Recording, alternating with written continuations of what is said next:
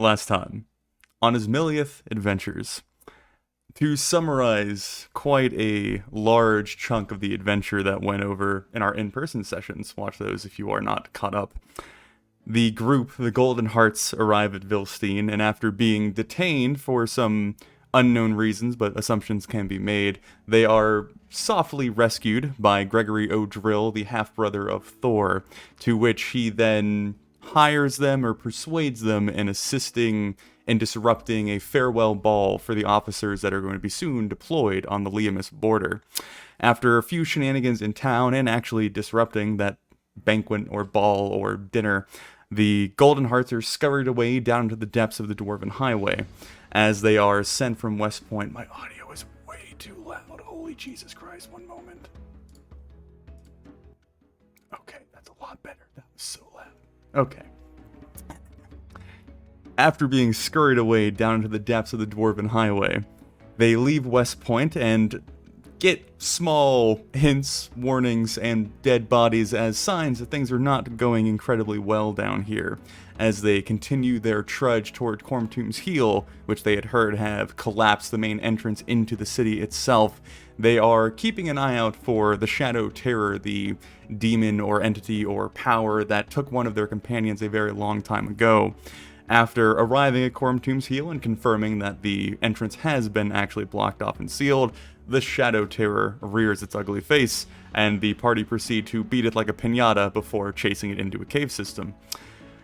Coming out into a dwarven estate and slaying some evildoers, the Duragar and the Drow that are the opposition of the dwarves down here in the Dwarven Highways, mainly stemming from Mingrom, the dead city up to the northeast. They search the premises of the estate, learn that some military operations are afoot, and then descend even further into the forgotten dwarven structure to find the anchor for the Shadow Terror, which they quickly dispose of. After doing such, they then march forth into Cormtomb's Heel to realize it has been overrun by the evildoers that were mentioned previously.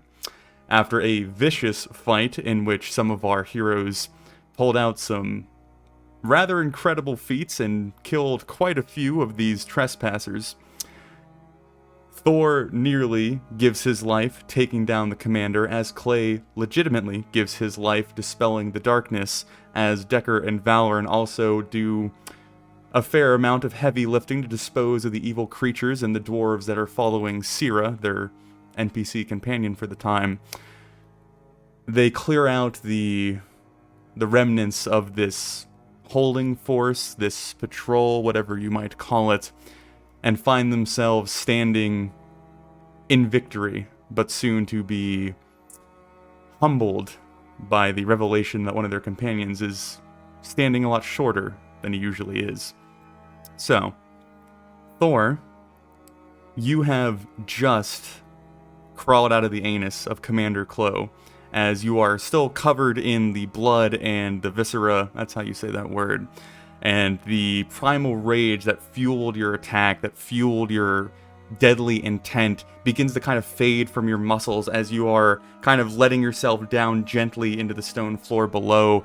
Decker, you had just previously teleported on top of this massive beast, landing a strike behind his eye before darting yourself back down to the ground. Valoran, you are stood at the feet of this monster as he comes tumbling.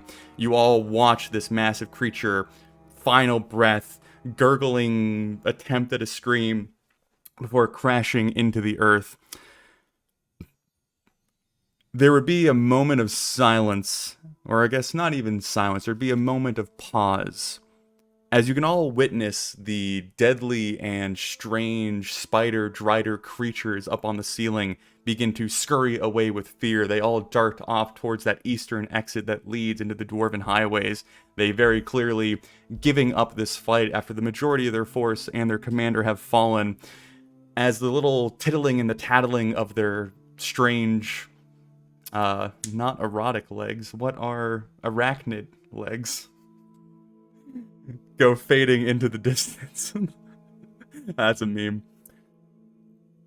You hear the sound of commotion to your north, the sound of the metal clinking and scraping of the dwarves that are heavily armored. There's a few shouts that you can't quite discern as you are kind of coming back into yourself. Thor, as you land on the ground and begin pushing yourself back up, you now have a much more direct understanding of the corruption or infliction that this strange creature has put upon you. You feel the left side of your face is almost kind of like slipped lower than it should. This massive like boil hanging from your chin. Your muscles and your entire body feel stiff and wrong when you try and like lift an arm or bring yourself to move without the primal rage kind of pushing past it. You just feel gross and misshapen, and as you kind of like stare down and past the layer of blood still covering you, your skin is all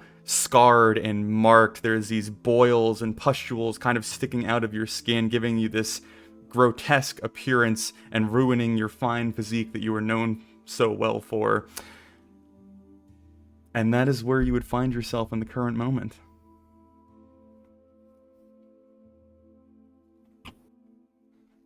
I guess I would probably also see this in like the pool of blood that's probably underneath me. Mm-hmm. I would just kind of just be like, what happened to me? Valorant? Decker? Oh, Rush to Thor's side. yeah, I'd run with Valorant. Yeah. Grab him and try to help him to his feet. You I did guess, it, like- Thor. We did it. But what did it do to me? I'll turn my head over my shoulder just back in Clay's direction. Clay, So- get over here. There are a few fair buildings between you and where Clay stood, so you don't have any sort of visual confirmation, and you don't hear any cry or reply. Give me a perception check real quick, Decker.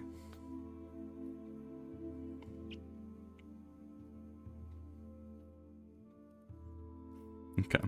Over the low din of the soldiers or the dwarves kind of moving about themselves, collecting things, kind of also guaranteeing kills on some of the fallen enemies that they are walking around, it's hard to discern if you just didn't quite hear Clay or if you didn't hear anything from Clay. Right, Valorant, take care of Thor. I'm going to get Clay, bring him back here. Maybe he can do something about this. Of course. You did well. You did well, Thor, and you look great. Turn around and haul off in the direction of wherever Clay was at.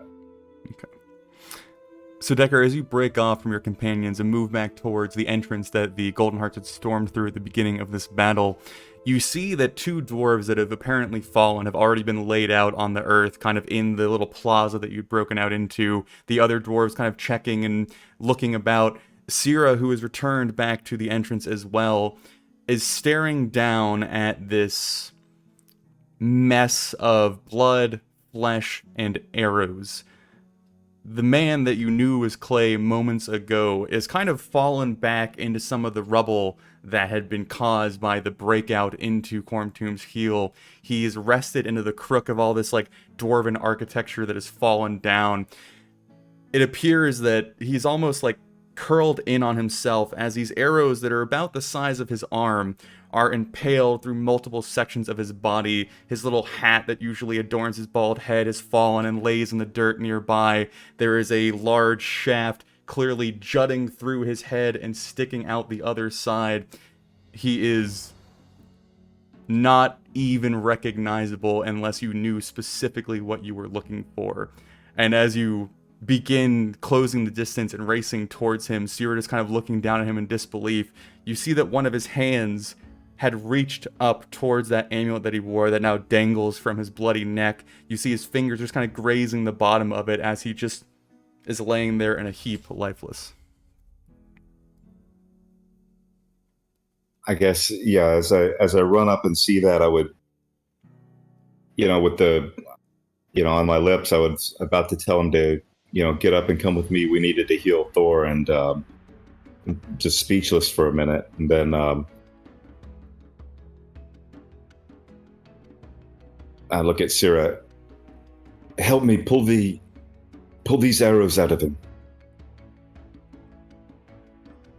Yes, of course. And kind of leans Just- down and grabs one of the shafts and begins to try and like jerk it, and you just hear this like as she's like trying to wrench it backwards.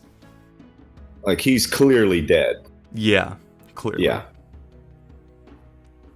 I don't know if this is going to work, but I don't want anything in him when I try it. Hurry up, though. Time is of the essence, and I'll snap the barb off the end of the one through his head so that it's a smooth pull. Mm-hmm. Pull that out. I'm sorry. Hopefully that won't leave a mark. She'll kind of like pause for a moment and turn. You be like, hold him up real quick, and she like grabs her battle axe and then goes like hefted. What the fuck are you? He's all what? Hold him. And then she like swings her axe in such a way to help basically just chop all of the rears of the arrows off, kind of breaking them a few inches away from his chest and his flesh to shorten the pulling process. As soon as that happens, God, that was stupid. Shoulder surgery is a real thing. Mm-hmm. All right, and then as soon as that's done, I'm going to lay him down and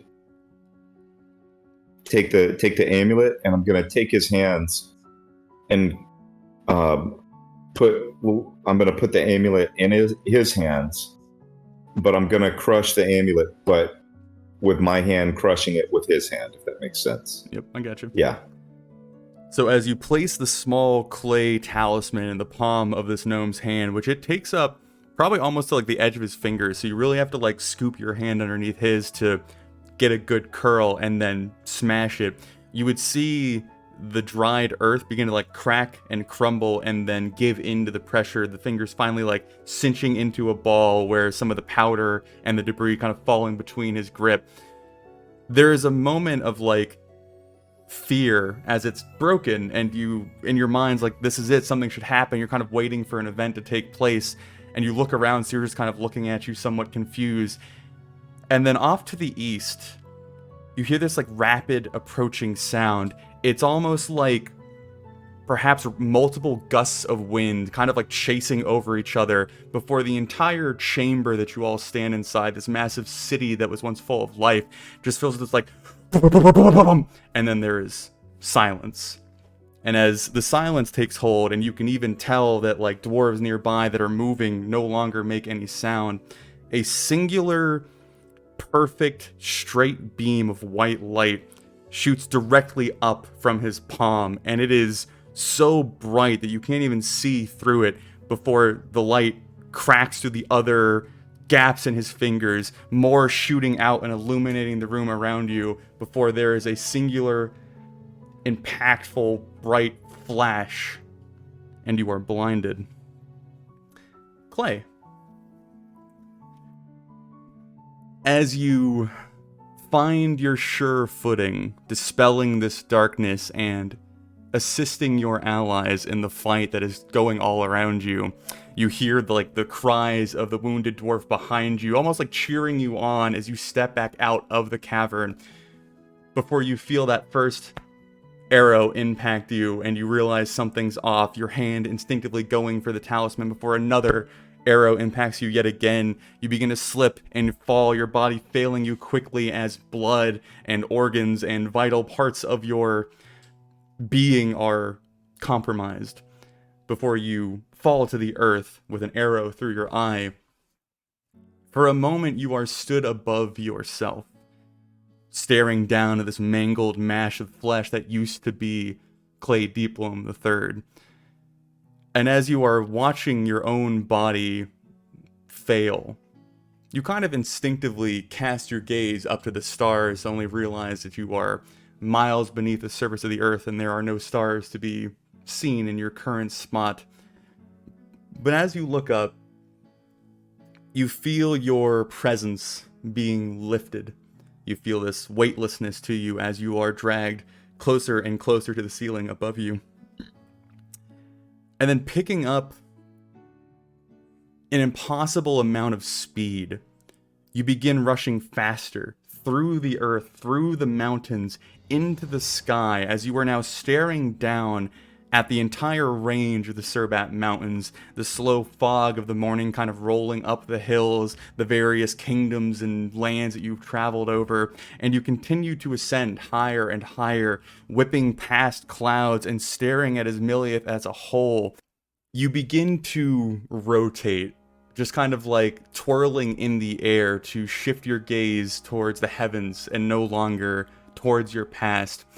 And as you now are able to stare at this vast, unhindered expanse of the stars, this large, I don't know, pole or entity that you have prayed to and sought guidance from for a large chunk of your life, you feel this moment of peace. You understand that your travels are done, your life is over, you fought hard, and now you are going to enter into the history of your family, living up to the Deeploam name, and enjoy a blissful existence in the stars.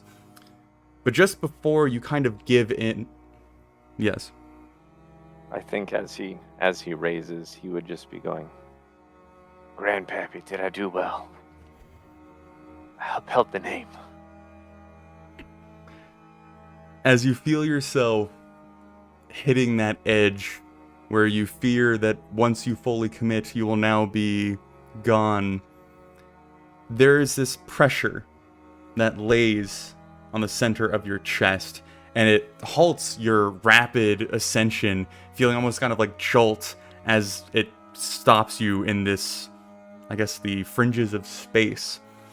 And as you kind of like look around, there's no visible indication of what you have ran into or been stopped by before this almost incomprehensible mess of something begins to form in front of you. These strange swirls of light and color and material. And it takes different shapes. This like weird circular collection of rings, and then a singular eye, and then into a strange stone statue that you do not recognize, before eventually, in one of the bright white swirls of this collection, there appears this gray-skinned man. To call him a man is probably a bit humbling or a bit of a disservice. As far as you can perceive, this man stands hundreds of feet tall, taking up this immense amount of your vision. Off the back of him stretch these large, leathery, almost dragon-like wings, and he stares down at you with these perfectly blank, white eyes that almost give him the expression of being blind, but you are aware that he has far more knowledge and sight and senses than you could yourself ever perceive. And he makes this eye contact with you, this flat, emotionless expression on his face, and you see one of his arms reaching down, and as you follow his arm, you see his hand planted across your chest, and you see like the slightest shake of his head, and then he bows ever so slightly. Master Deeploam, I was not expecting you for quite some time.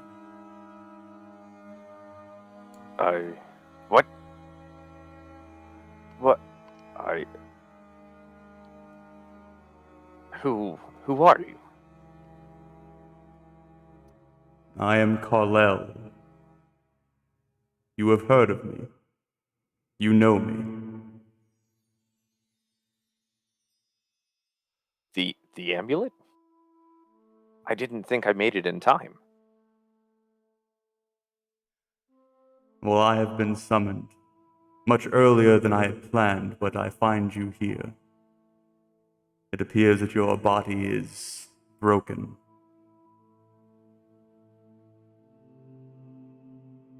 The agents of the Dark One got the best of us. As you answer, his attention's kind of pulled away for a moment. You see his face kind of turning ever so slightly to the side as this large crackle darts across the sky, which kind of breaks your understanding of reality for a moment as you see space itself shattering in the distance before it is quickly repaired and patched and then presented back in its endless void. And he kind of looks back, looks down at you, and he just kind of, the emotionless expression kind of shifts a little bit, showing perhaps a little bit of frustration or agitation before he speaks again. I wish that I could discuss with you further, but I am currently fighting a battle of my own. I will return you to your body, Master Deeploam, but I am not at my full strength.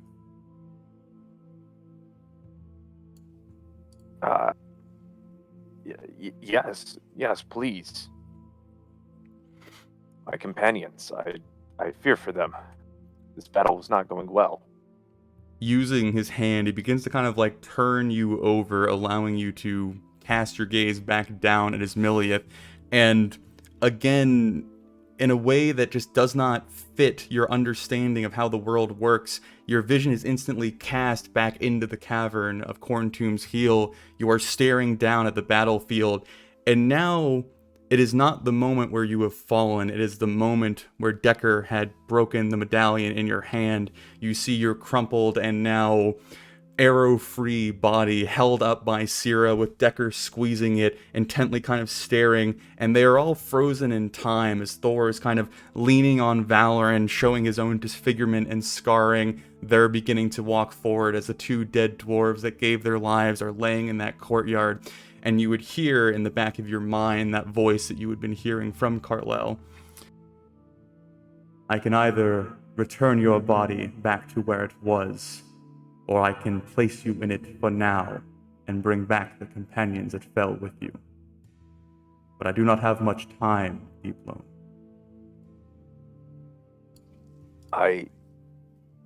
Yes, if the more you can return, the better. We will meet again, sir. As the stars align. So the party, as you are waiting in this moment of blankness, Decker, your vision kind of coming back to you as the bright, stark contrast of this light versus the darkness of the highways begins to fade. Before you can even see it, you feel slight twitches in the fingers that you are grasping. You feel a bit of life returning to the gnome that you are clutching. And as your vision clears, you find yourself staring down into Clay's eye, as the right one is now this blank pocket of flesh devoid of one of his eyes. You would also see there are still holes in his armor where the arrows have been pulled through, but the flesh beneath has been healed. Though Clay, as you find yourself returned back to your body and you instinctively go to take your first breath of returning life, you realize that some chunk of your lung or your neck or your throat has been damaged, and you kind of rattle as you take in a breath. You feel your sturdiness kind of shaken. But Decker, you would be staring down at a alive Clay. You would see Sira's eyes shifting over as the two dwarves that had laid dead moments before both go and begin kind of getting up themselves. The dwarves around them looking amazed and kind of celebrating, as Thor and Valoran at this point, I imagine you'd be kind of like crawling or dragging into this plaza as well. Clay, are you there?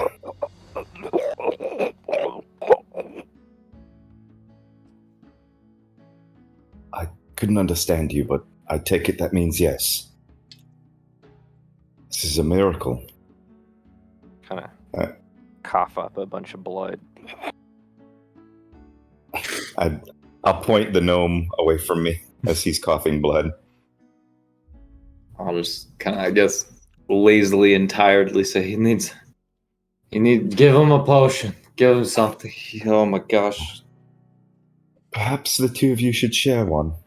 But I'll reach inside my tunic and pull out one of the health potions I had ready. Mm-hmm. It's okay. I'm okay. Give it to him. Thor and Valoran, as you are moving, you would both begin to realize that Thor, your jaw's feeling a bit better, The blemishes on your skin are beginning to fade, and as a few moments go by, the curse that you've been inflicted with begins to fade and lift and leave your body. So I'd like to just trickle the potion into Clay's mouth.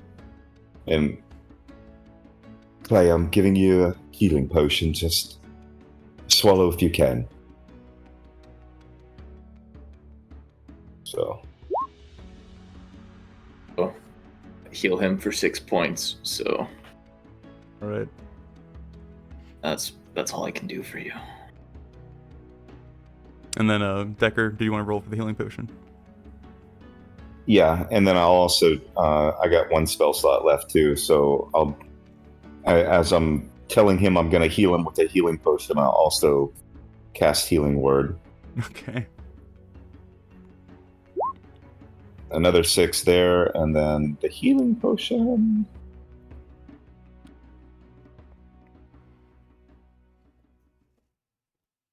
I don't. How Oh. bad is it? Well, I don't know, but he should be all right now.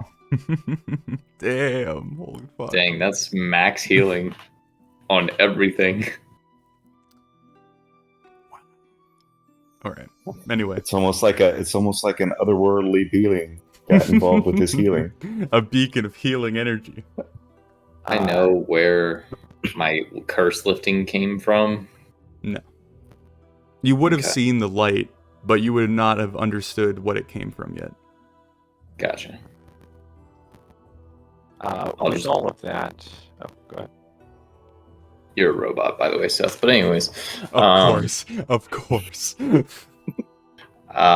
I will just kind of like, as the curse is lifting off of, I guess, my body, I'll kind of like just slump off of Valorant and just be like, I'm okay now. What happened to What Clay? about Rhino? Still, is the battle over? It appears that the remaining foes fled. As I would have done if I saw what Thor did to their boss. Quite. Yeah, but what about the Clay? Clay?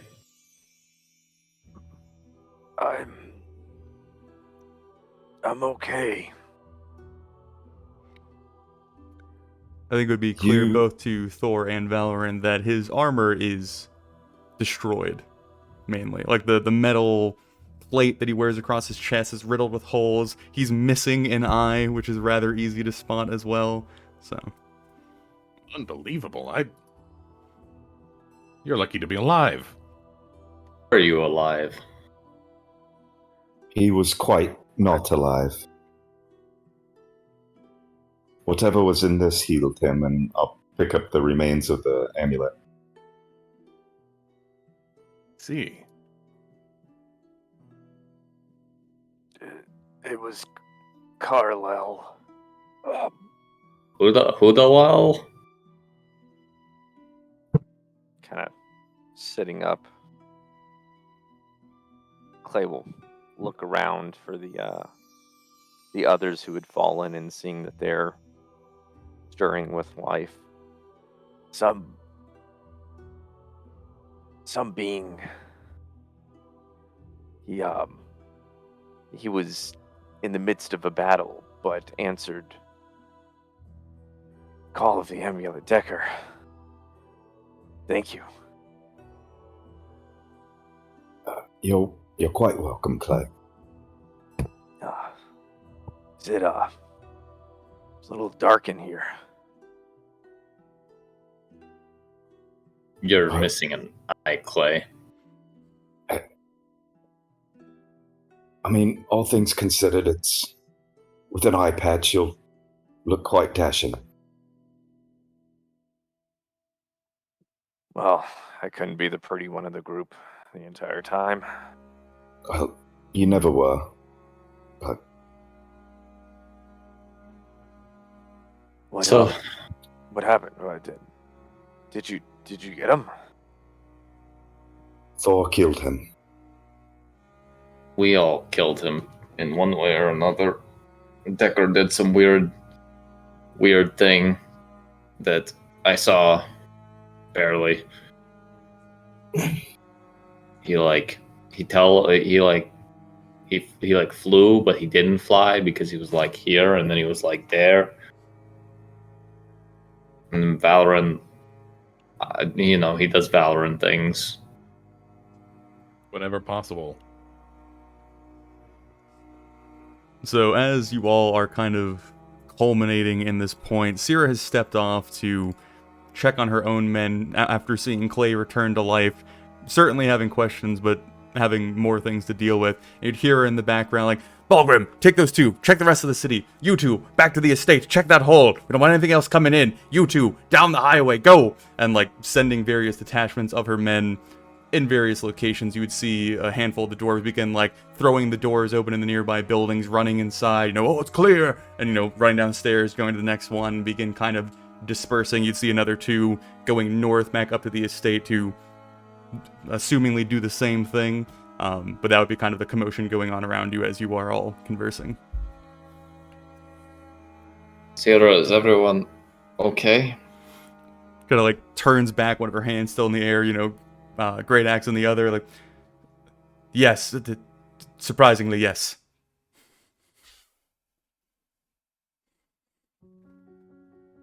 What happened back here?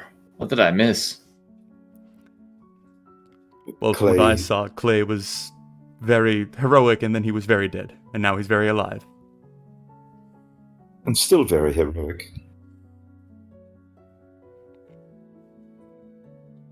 Would I have seen the Driders or whatever they're called going down the eastern tunnel? Mm-hmm. Yeah.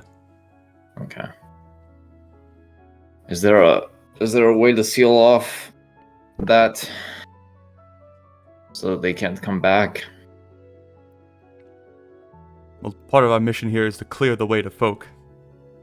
I know, but right now, I need to sleep. We have much to discuss.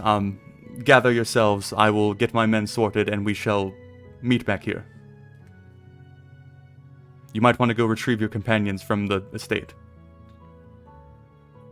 Right. Thor, why don't you stay with Clay while the two of you recover? Valorant? Indeed. And I'll head back toward the best friend door. And I'll just kind of plop down by Clay and imagine we both just stare up at the ceiling. Any conversations during these two times? Did you? Yeah, as we're jogging, I imagine we'd be moving fairly quickly. But have you ever seen anything like that, Valorant? It was a miracle. Yes and no. That was quick thinking on your part, by the way. Yes, it's as if a week's worth of time was compressed into a moment and I was able to... No, I saw him there and his hand was clutched around it. If nothing else, I wanted to grant him his dying action. I didn't know anything about that pendant, but I definitely didn't know that would happen. It seems as if gods are becoming quite intimate with our party. How do you feel about that? One part honored, one part scared. I don't mind admitting to the same. I mean, truly, there is supposed to be a line between them and us, but for right now, I view it as a tool. If it does us good, then, as Asmiliath as a whole, then we'll use it. And they will use us. Undoubtedly, probably use us up. Well, if we get favors like today in the bargain, then I suppose we can't complain. None. Let's try and secure a safer area so that we might take a rest. I was barely scratched, but I feel as if Thor and Clay could do with a bit of rest before any further travel. No doubt. Thor and Clay.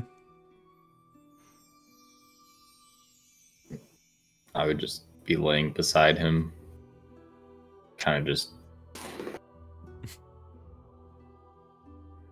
Almost mirroring Thor's pose. Clay would be laying down, and Thor, I've had a few brushes with death. Nothing this close. But ever since I met up with you guys, I keep finding myself in really bad situations. This is normal. It's just how things go. Thor will be like breathing semi-heavily. No, I mean not typically. Usually it's not like this hard, but I can't say that you don't remind me of somebody that used to be in your place. You just seem to always find the wrong place to be. Well. Wait, but you met like a god? Like what happened to you? What? Oh, well, I saw my body laying there. Took a minute to accept, but before I could really get a handle on it, I was uplifted, enraptured by the call of the heavens themselves. And just as I was about to leave this world, I was halted. The being Carlel, who I have to admit seemed not as angelic as one would hope. The wings concern me. But What do you mean? What did he look like? very large, very milky eyes, leathery wings. Like a dragon? Yeah. But man shape, humanoid, as they would say. Both the wings. And you said was he like mid fighting somebody? That's what he said. There was something amongst the stars. It tore. I could not even tell what it was, but it ripped through the void itself into something. And then closed up like a wound being healed with magic. It shudder. But he asked me. Did he say what it was? Because I swear if it's something else that is also trying to ruin the world besides the one thing that we're after. I'll leave it up to him. Faith or whatever it is the priests tell you to have. Gods, no. I'll follow the stars. They don't demand much of you. But here I am. Everything hurts. Now that I agree with. Mostly my brain, though. My brain hurts so much. Well, did he do the thingy to you? You know, the big giant guy who did the little like. Whoa. Well, it kind of felt like you just slapped me back into my body, but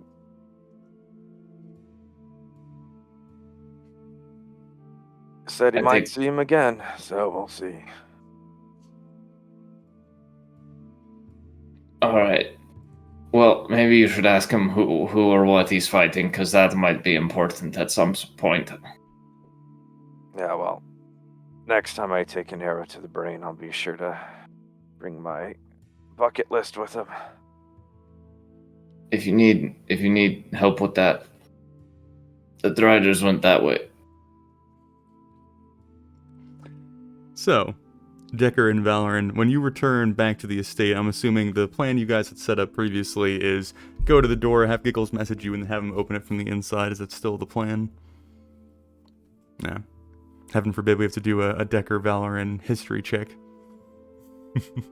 And yes, heaven do forbid that. So right as I'm contemplating the doorway, Mm-hmm. and I look over at Valorant, knowing that of all the party members, I'd probably, maybe have heard the most about him, but I know I'm in for a lot of shocking. I'll just put my finger up and I'll message across. Who's over there? It would be Giggles, Verkan, Yeah. and Lavelle. Yeah, so I would message Giggles. Mm. Giggles, we're on the other side of the door. I'm going to knock 3 times, pause, and then twice. Open it after I knock, and then I'll take my rapier, the pommel, and just boom, boom, boom, boom, boom. And You'd then hear just a wait. few, muffled voices in the inside before you'd hear this, like, and the stone doors would begin to separate ever so slightly before Lavelle comes up and starts, like, pushing one open for you. Thank goodness. Does anyone require healing? Well, I'm a little worse for the wear, I guess. I have, like, my little scratch, but this will probably be all right. Valorant? I'll be fine. I think that it's Clay and Thor that need the most attention right now. They're quite stable, but they definitely could use with a refresher. And Giggles would be trembling up the stairs with one of the chests with the Tordan piece in it, and then Verkan would have the more rudimentary chest with the other piece in it. Because that was the agreement, is they both were stashing that in there with them. Yeah. But they would both kind of come trembling up.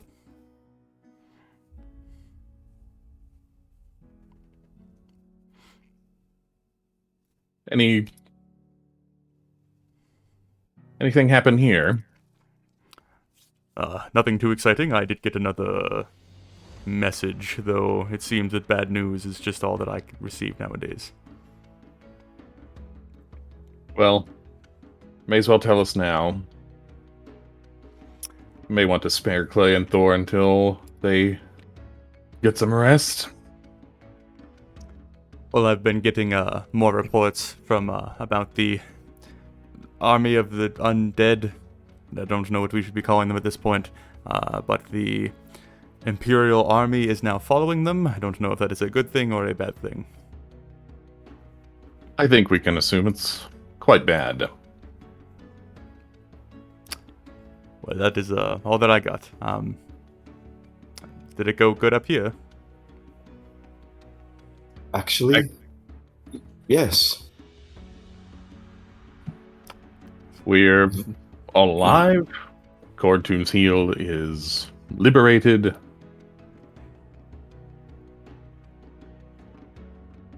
The way to Bronze Shard is clear. Well, I think. What could possibly go wrong? But you two would then, I assume, return back to the plaza area in quarantine? Yeah. Okay. So as you all congregate back in this area, again, a lot of the dwarves have been set to task in one way, shape, or form. Syrah, I guess Thor and Clay, you would have witnesses from your lounging or napping. at one point return to the plaza with a bit of paper in her hand. She's kind of looking it over, and she pulls out that metal tube that contains the map of the highways, and she's laid that on the ground. She's kind of glancing from the paper to the map and the paper to the map. It's clear that she's kind of like working through something. But until Valor and Decker arrive, you all kind of gather. She would look up, kind of look across all of you. I have more information, and it is not ideal. No, it's always bad news. What now, Sierra? I'm going to go ahead and drop you guys onto the map real quick. So many maps. Here we go. All right. Let me get this centered. Okay. So she would gesture for you all to kind of gather around and hold up the paper, which at a glance you can easily tell is not in a language you understand, but can assume that it's perhaps Undercommon, which is the one that she was translating earlier. But she kind of holds it up, and it looks like a ledger or some sort of like organized list of some sort. There are clearly like numbers and amounts written on it, but again, it's too difficult for you to comprehend. She then looks down at the map and kind of does a little hand wave from the western part of Bronze Shard to Corntomb's Heel to that lake just south of Gukaru. He's like, supposedly this is what the filth that we just killed call the West. And then she does a big sweep of her hand near like Axefoot Road in the Black Pit, and the road's going that way. And this is what they call the East. From what I can tell, she holds up the piece of paper. This is an accounting of their troops, and they are numbered in the thousands.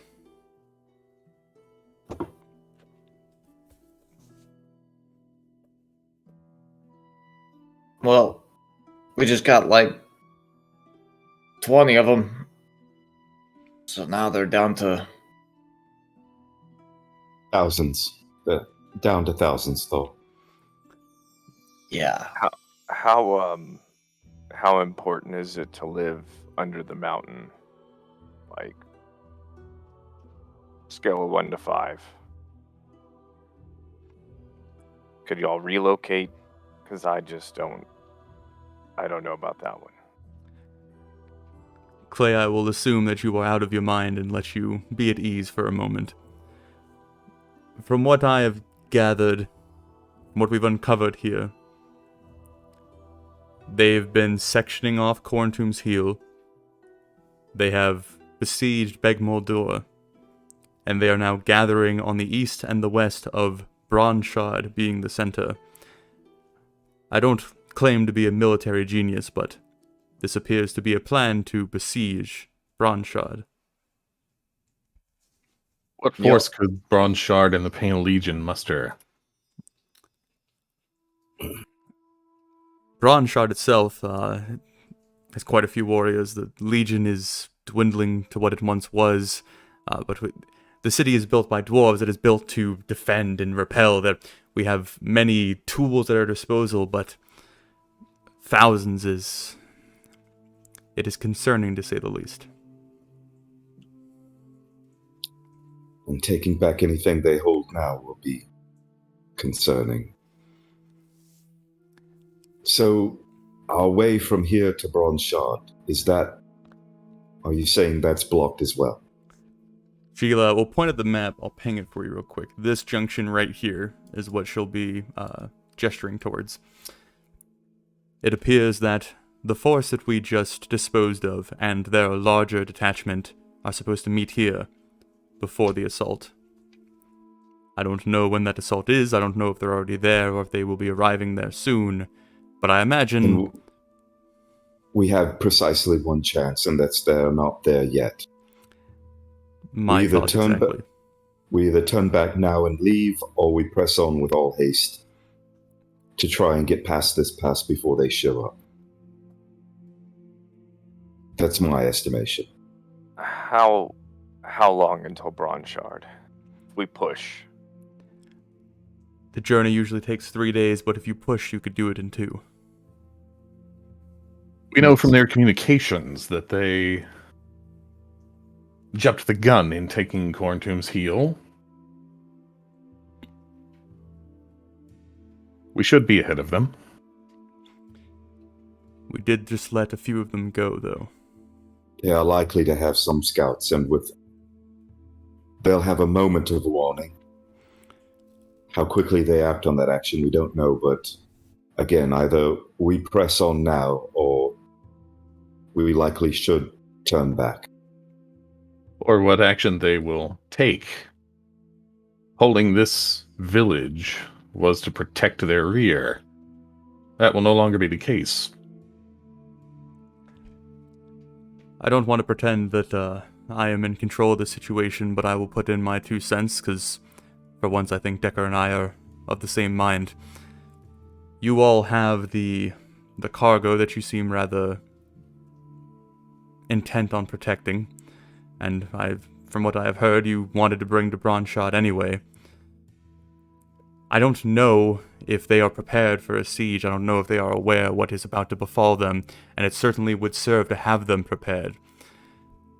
But it also would be advantageous to have the path from Folk to Bronshot cleared, so that if we could muster some force from the surface, they can arrive.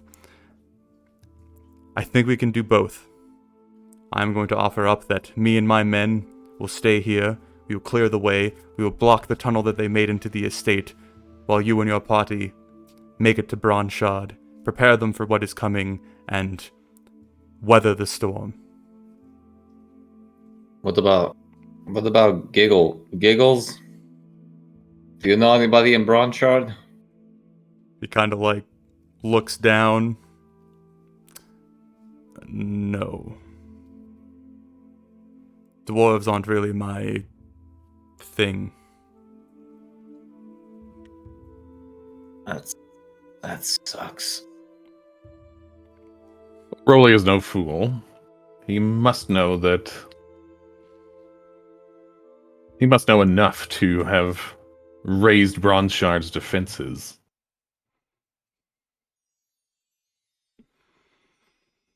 I'm sure you're right, but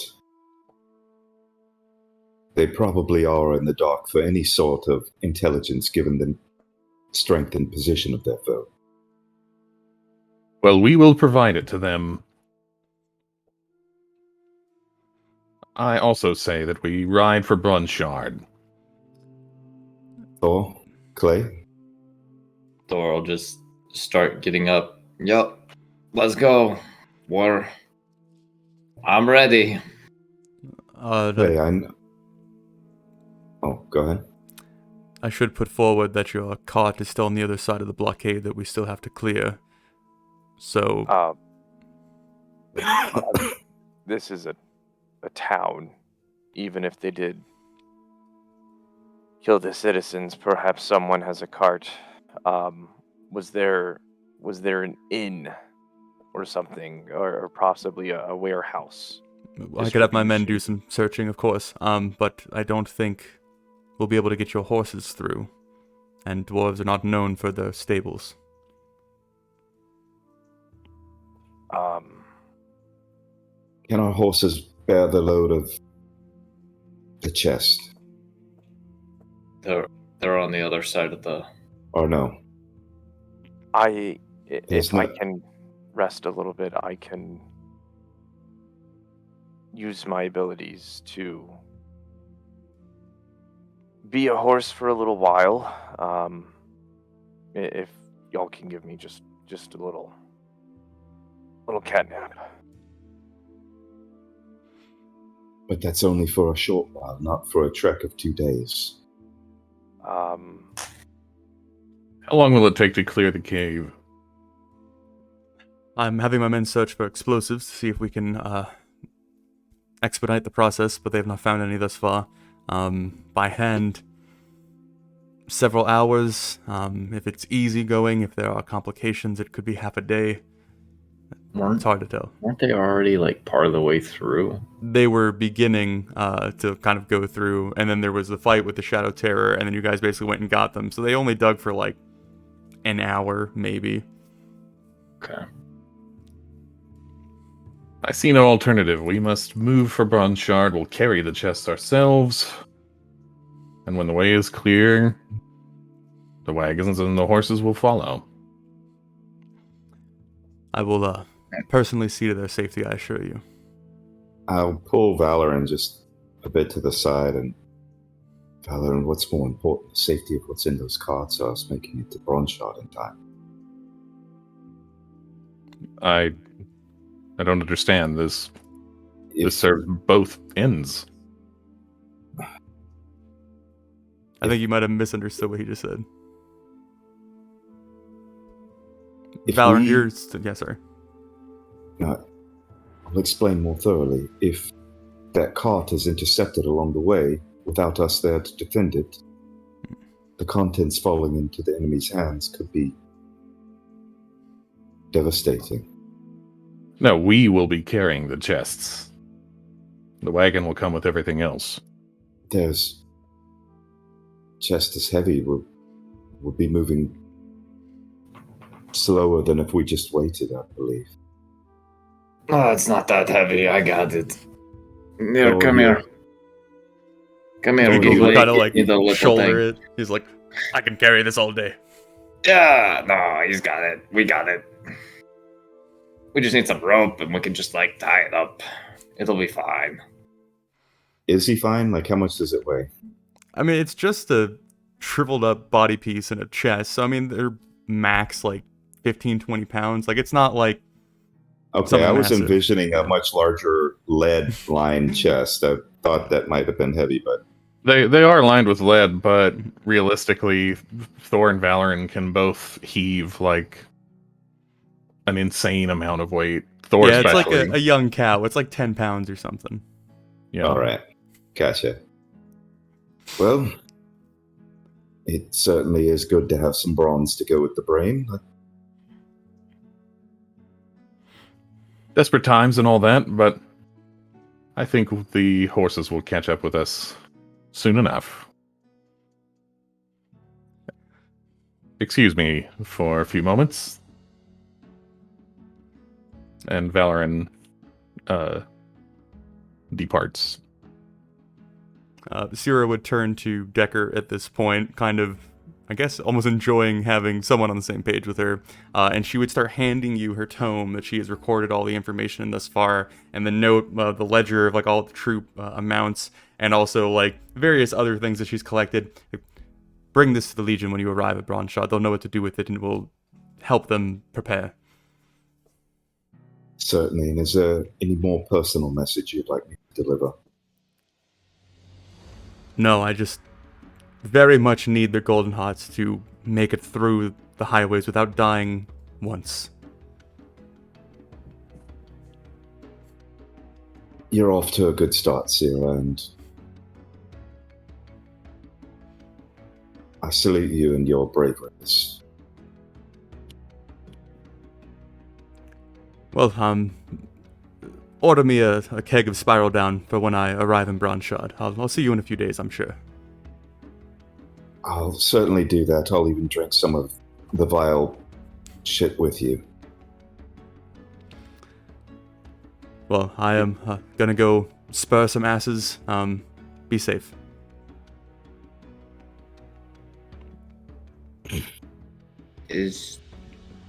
Are her notes in Dwarvish? Yeah. Okay.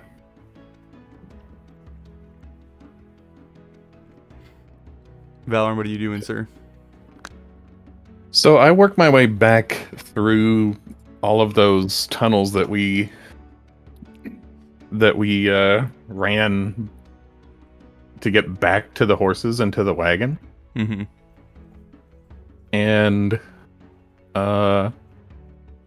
I'm looking for Belgrees. So, a quick catch up. You guys did seal the cart in stone, but then when you went to get the Chess and Giggles and Verkan, did you leave it unsealed that time? Did we even seal it? I don't recall. We talked about sealing it as an option, but then we chose the best friend doors.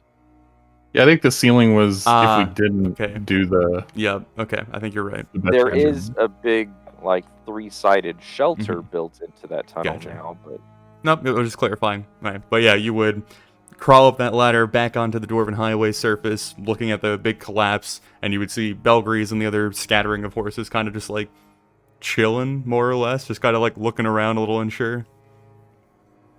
So I go up to Melgrees and sort of take his big horse face in my hands, and I say, all right, listen, my friend, we were successful, but it's going to take time for the dwarves to clear this passage. We must march on. It'll be up to you to lead the horses and the wagon to catch up with us at Bronzeshard. You understand? You're gonna like give a very deep bow of his head, and then kind of like almost like a dog pointing at a bird, like stand up proud, raise his head, crook one of his legs, and just like, I know I can count on you. I want you to have these for the time being. It might be uncomfortable, but it's for the best, I assure you. And I take off the goggles of night and open up the strap and actually fit it on Belgries over his eyes. Okay.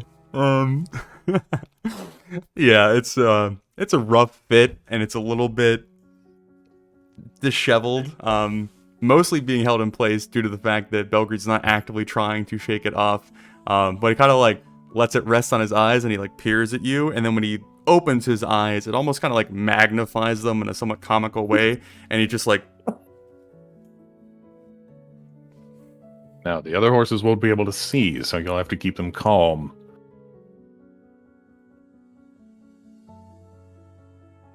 All right. I have to go. I'll see you again soon.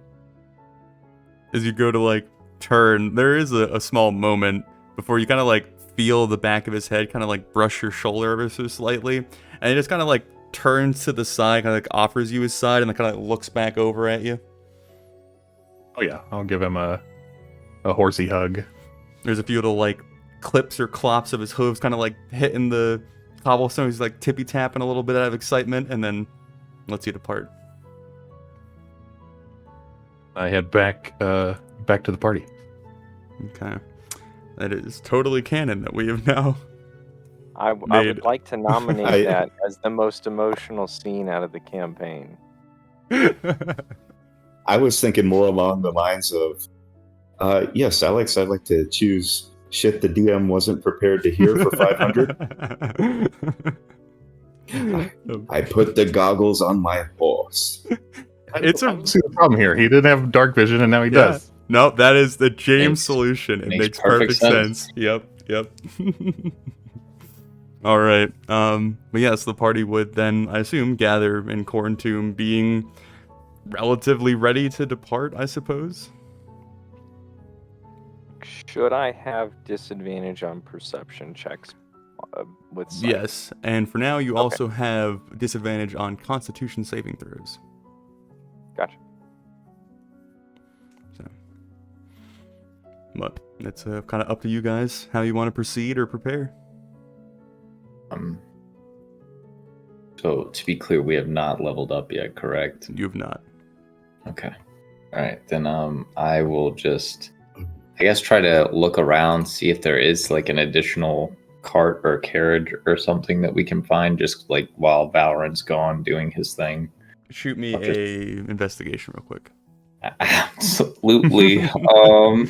Yep. What is this at, like double disadvantage? Oh, that didn't work. Okay, hold on.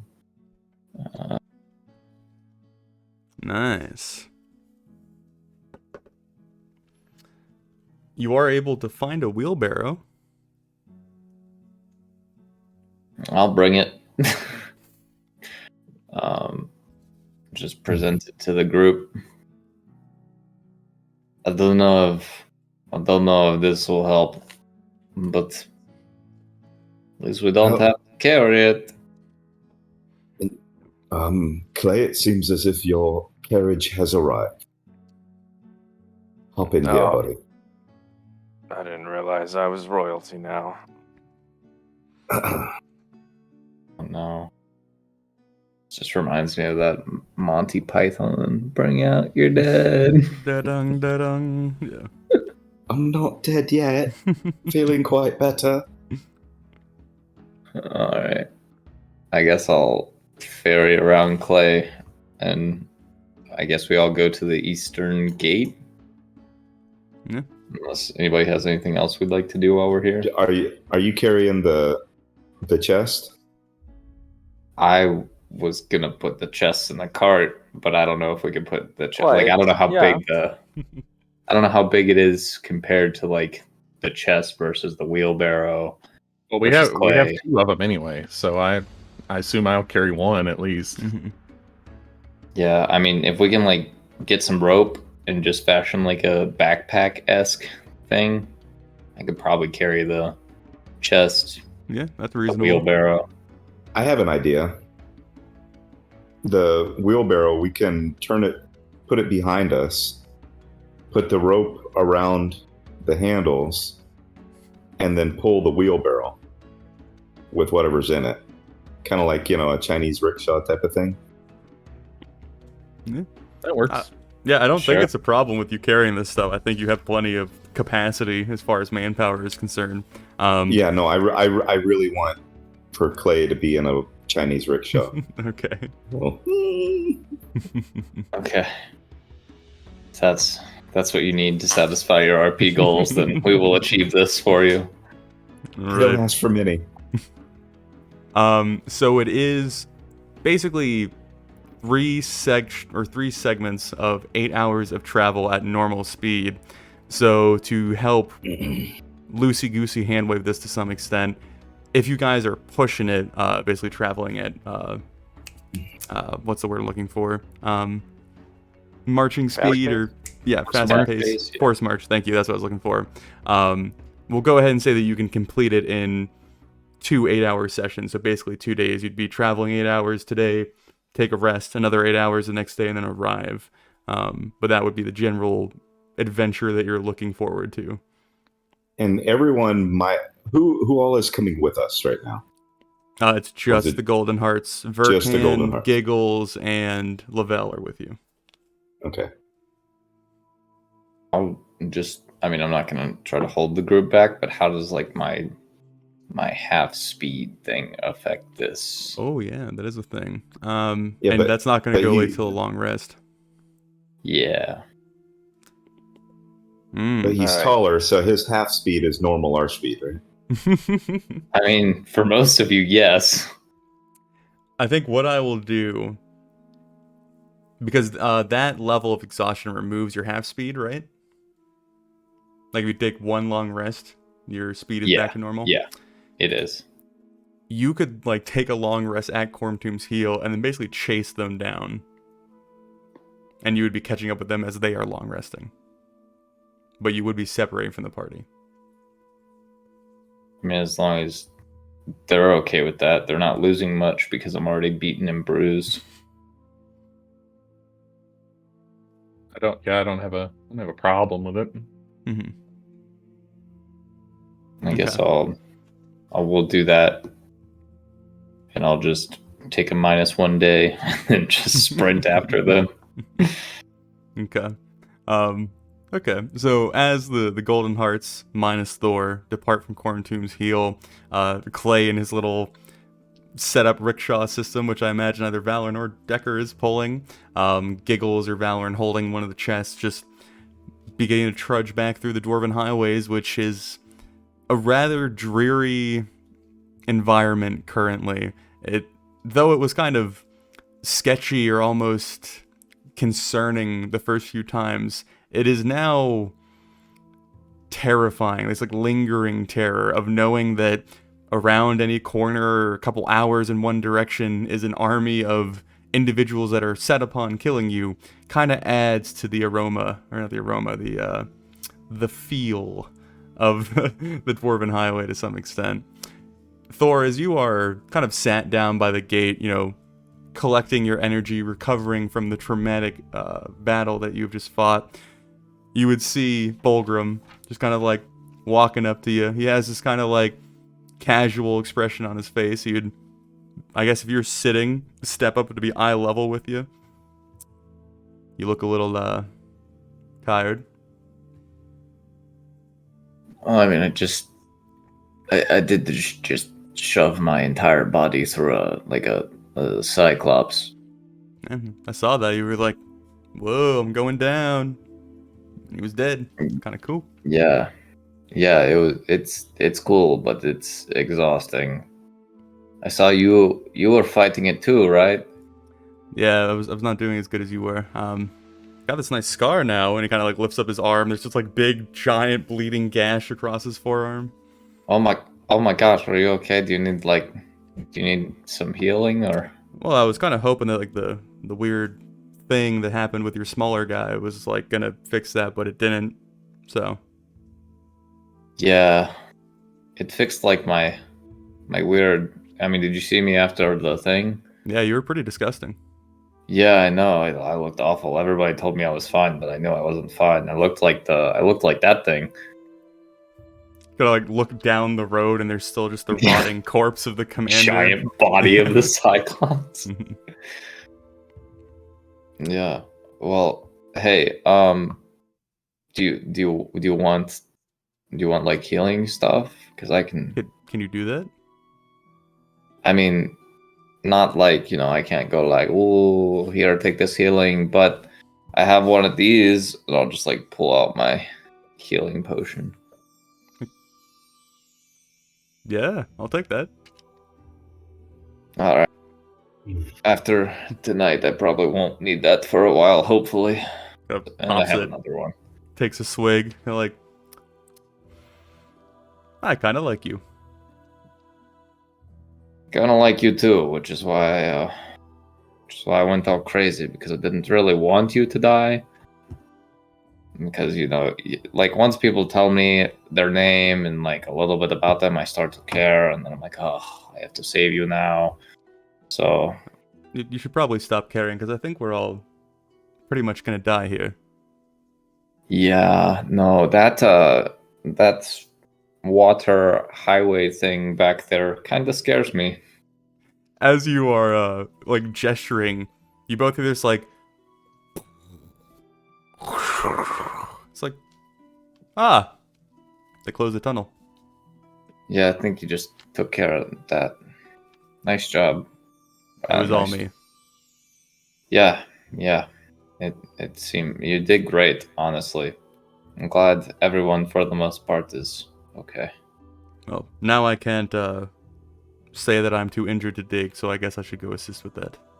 Yeah, you probably should. I'm just gonna sit here and keep watch. Well, it was nice knowing you, if I die. Same goes for you. Alright. He just kind of unceremoniously turns and walks off. I'll just kind of plop my head on the edge of like whatever gateway I'm looking down and just watch my party leave me and fall asleep. So, Golden Hearts, is there anything specific you are doing during this first stint of travel? Probably be pestering Clay about what he saw.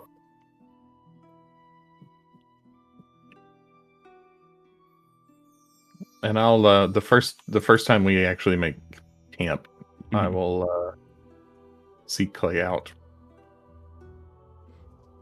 Okay. I'm not waiting for camp. I'm pulling him and kind of looking over my shoulders. I mean, you were dead. You were deader than dead. You had it. What was it like? You were muted. Well, speechless. It was gonna be peaceful, and some things were said, but coming back hurts like hell. A lot like hell. Are you still you?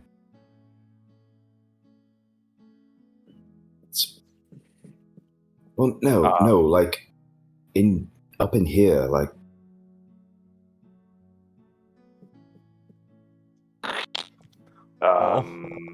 No.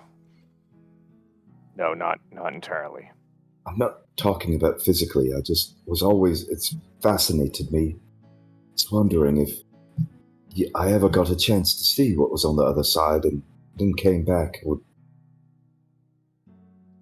Maybe it's just too soon to tell, but I'm flattered, but no, not something I would recommend. Not especially a not the way you did it. And for that matter, battle strategy going forward. I would say stay back, but you already were. Let's say stay further back. well, any further back, I'd have been with the civilians cowering in the room. Decker, I can't say I'm glad of what happened, but giving my life in the service of striking down evil, especially with an end goal to resist Tordan, it's my family's legacy. Right, well, I'm glad you're around to strike down greater evil than that. I believe that's just a footnote in the battles to come. You know, if we can get through the rest of this without doing that again, I'm fine with that. Right, I guess it's one of our turn next. Well, You really are quite light. It's almost like you're not even there. no, it's the mithril, and they'll bang on the scraps of metal still, like, hanging on to them. Yes, Surprisingly. the dwarves are renowned for their prowess in armor crafting. Perhaps you should get a replacement. I think that's quite beyond repair. Yeah, well, at least my shield survived. Because it hit everywhere but the damn thing.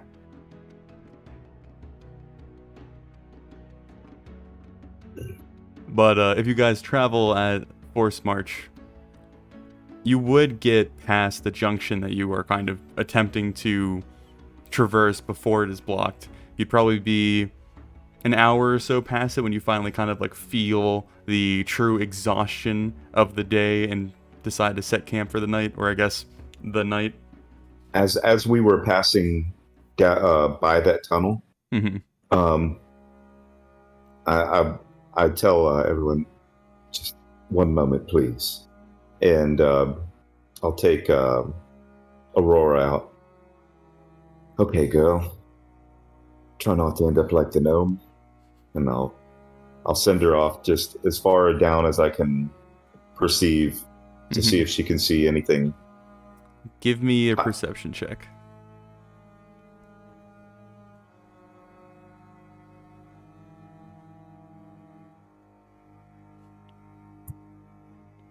All right. Going off of sound in the highways is rather difficult due to the fact that there's so much echoing and reverb and like distance altering effects that when you do send Aurora out and she kind of travels a bit farther north up the junction and she hits the kind of the edge of your range and just rests there to wait for a moment, there are these very faint, somewhat lengthy in pattern thumps or clangs of metal or a footstep potentially. She'd just be like sitting there kind of craning her head back and forth. This is distant, somewhat vaguely threatening sounds kind of tease the edge of her hearing far enough away that, again, it doesn't set off any immediate alarms, but there is certainly something that direction at some distance. Then as she comes back and I relay the bits of information I got to Valerie and Clay, I'll set Aurora down next to Clay, and she's quite comfortable to cuddle with. I don't know if you've ever had a bird companion, but she likes to be scratched right behind her head, and then I'll turn around and keep pulling the cart. Wait, hold up. Looking at the intersection, how wide across is the T going? So north? the hallways are about 60 to 80 feet wide, they vary, and about 100 feet tall is the general shape of the highways. Okay, so that intersection has a 60 to 80 foot wide opening that goes and then 100 feet tall. Okay. Mm-hmm. Hold on. If I can do something to make this a little harder for them, I would like to do so. If you're up to it. Spare me 10 minutes. And so how wide is this one exactly? We'll go with 75 feet. Across? Okay. Yep. I can do 10 by 10 foot panels Okay. of stone. Mm-hmm. So 75 feet, I guess, would take 8 panels technically. Mm-hmm. I'll use the other 2 that I have left to make kind of supporting walls. Okay. So it'll be Mm-hmm. flat across and then 2 walls to give some back. Anyways, And they're 10 feet tall? And they're 10 feet tall. Okay. Effectively blocking that Mm-hmm. route. Each panel has AC of 15 and 180 HP. Okay. There. If they come this way, it may slow them down a little bit. It is better than nothing. And seconds may count still.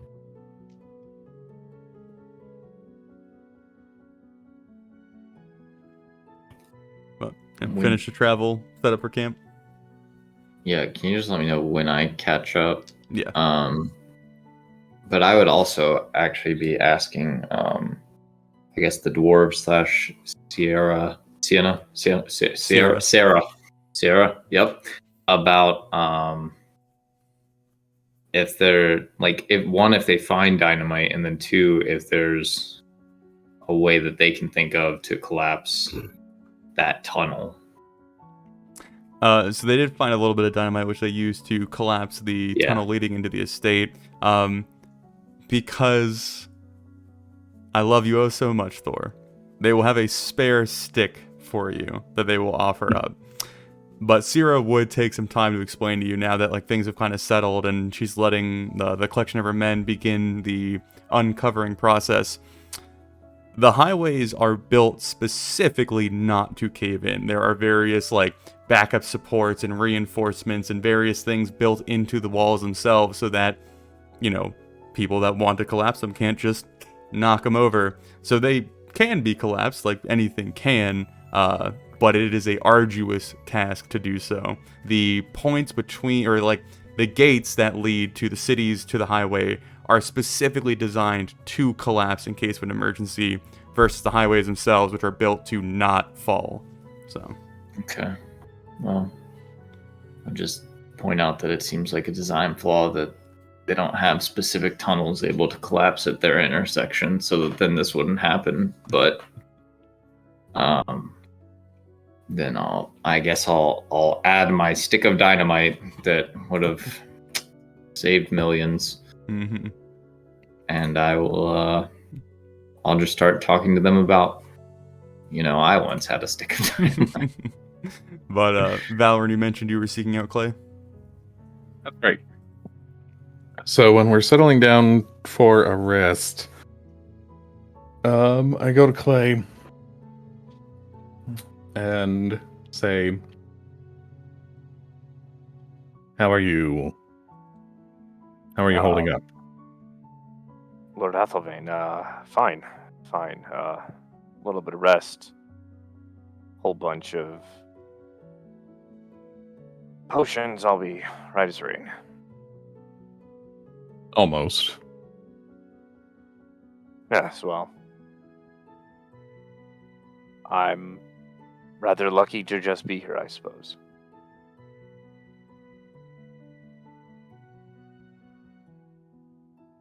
That was exceedingly brave and effective at Corn Tomb.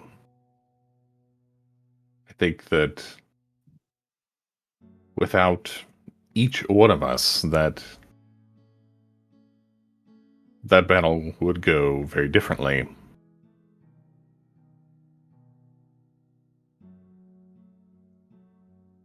Well, my lord, I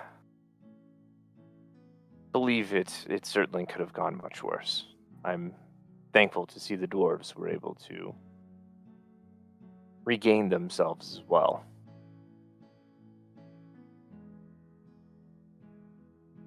There's something that nags at me under the circumstances. I don't think you could have been prepared for that. If you harbor guilt, don't. Not about the battle itself, but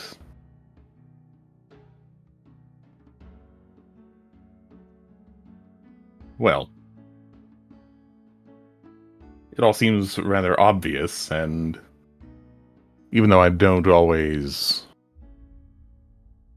seem like it, I do have a code of conscience, if you will.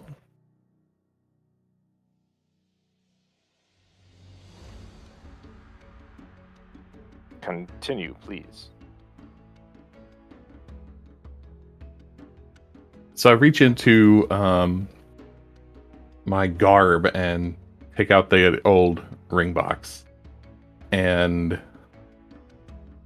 pop it open and just sort of hold it out in front of Clay. Oh, It just so yeah. happens that I have a spare.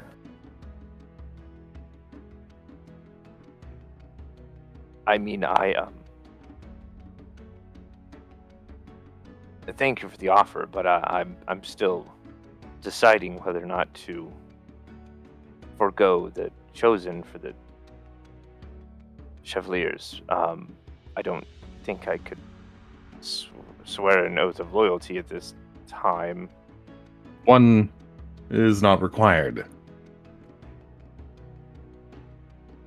Think carefully before you refuse. Wait, do you mean the eye? The eye itself? Yes, what did you think that I meant? Oh, to join your order, but why would you give me this? This is one of your prized possessions. I know I maintain a light belief of heresy on you for it, but I would not demand you give it up. That's one of the things that makes it easy to offer. I know that you would not. But, well, some men might say that your being in need of an eye is itself a sign. But, in addition to that, you revere Shevlin. I don't think there is anyone in our company who is more deserving.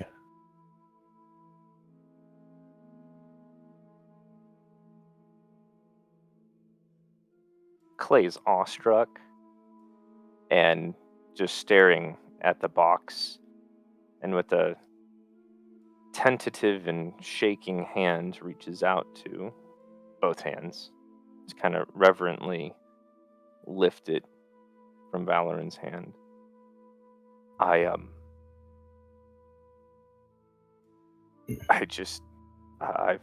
heard all of the stories. Grew up on them. Even meeting him in his bleak and dreary state, I could feel presence. Truly, Lord Athelvane, this is a treasure worth kingdoms. Are you sure? If you were to take that as your own, Clay, I would have no regrets.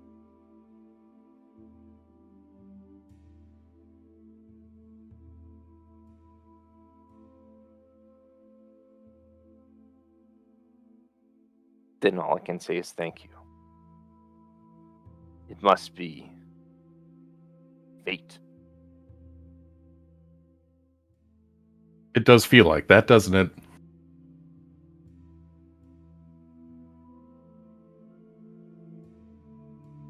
Lavelle could, I think, help you to use it. Assuming that's even necessary, I honestly don't know. I shall not put your gift to waste. I know you won't.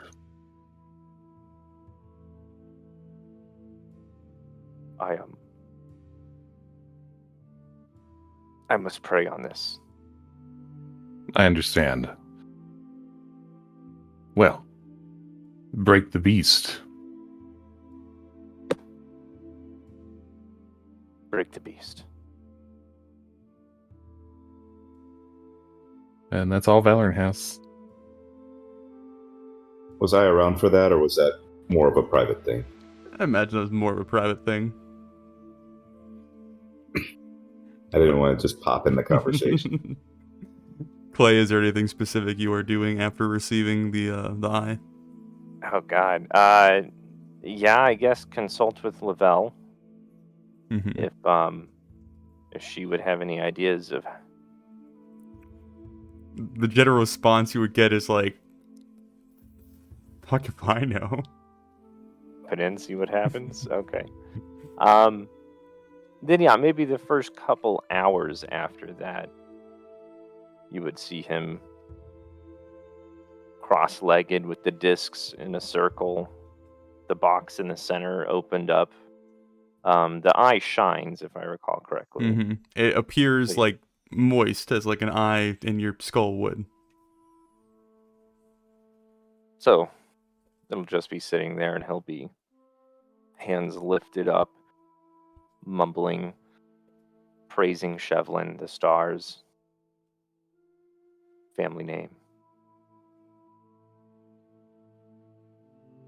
And then after that, yeah, probably just pop the thing in. See what happens. So Clay, as you find yourself in this rather dingy corner of Asmiliath, far away from any sort of familiar sight or even the stars that you look for guidance, and you are left to basically just stare down this singular eye that is connected to this figure that has been such a guiding force in your life for so long that it's strange to come to terms that a piece of him is just resting before you. There's various thoughts that you get through your prayer, thoughts of calm, of concern, of worry, of excitement.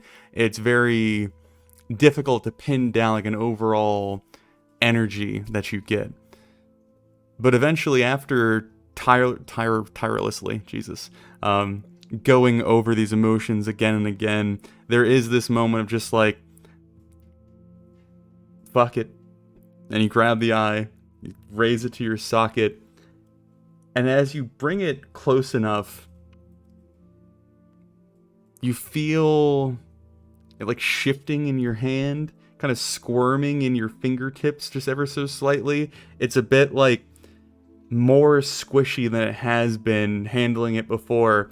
And just as you're about to try and like lift up your socket to place it in, it just pops from your grasp and kind of like darts into your skull. There's this quick stinging sensation before you're like forced to blink and a few tears are forced out of your eyes, and you kind of like, and as you peer with your good eye, everything looks fine, and as you lift your other eye, you gain the ability Shevlin's Sight, which should be able to look up on D&D Beyond if you also desire. But we will go ahead and take our 10-minute break there.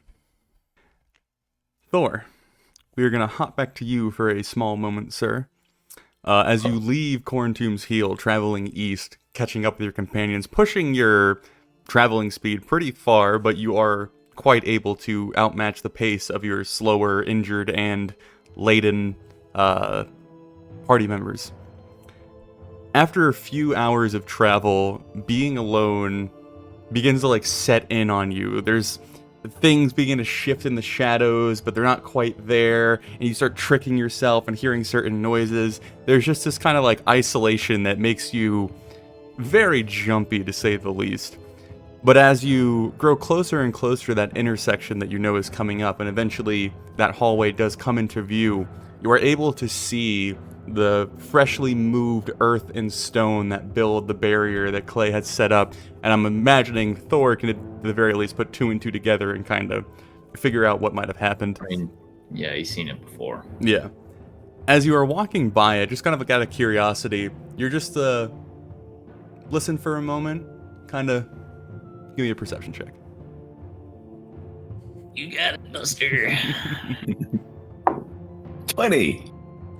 1. Nice try. So that brings it up to... Oh, wait. Hold on. Let me roll with disadvantage. Oh, that was an 18. So... 1. 4. Oh, 4. Yeah. Okay. Yeah. Okay. Gotcha.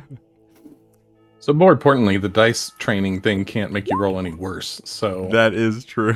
But as you doesn't work. stop to listen out, you begin to hear sounds coming from the wall to your right, and you just kind of like, nah, this is fucked up, and keep walking.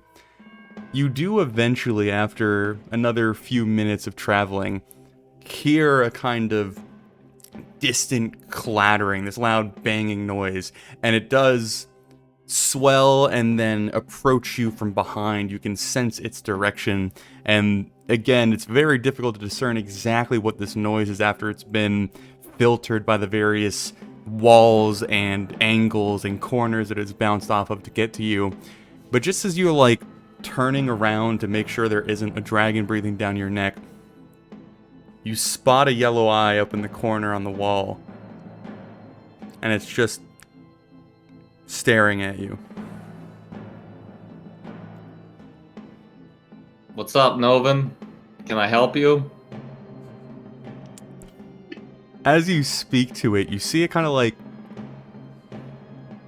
this like large disembodied eye just kind of like floating in the shadows, and then this like slow blink when it opens up, like the slit that is the pupil kind of like narrowing and then expanding a bit, and you can even at this distance see a bit of like the reflection of your humanoid shape in the eye itself, and it just kind of like slinks backwards into the dark crevice that it is crawling out of and then disappears. How far away is it? 200-ish feet, rough guess. Son of a bitch. Okay. Alright, I'll just kind of yell at it. Not like we don't know you're here. And I'll just keep going. Okay. Give me one more perception check. Can't get any worse, surely. Oh, wait. Disadvantage. Hey, rolled another 18 and a 7. So 10. Okay. As you can begin to actually hear the sounds of your companions ahead of you, guessing that they're probably only about 30 or 40 minutes of a traversal ahead. That was a sentence. Continuing to glance back, now very aware that you're either being followed or watched, you do catch the yellow eye again, and there's this sense of like, ah. And as you're watching it and then watching it retreat, instead of backing up into the crack that is slithered out of it, now actually has to like go down the wall a little bit to find a space to hide.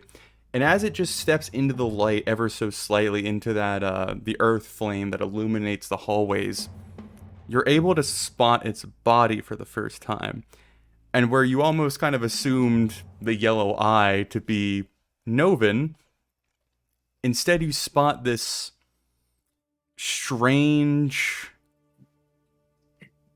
stony, crystalline creature. There are these sharp, angular spikes kind of glancing off of each of its surface of like the arms and the legs. It is scurrying on all fours, and it almost moves like a salamander on the wall as its body kind of wiggles as the limbs begin to push it backwards. There is this kind of grotesque swirling or curved tail coming off of the back of it, and you just get that slightest glimpse.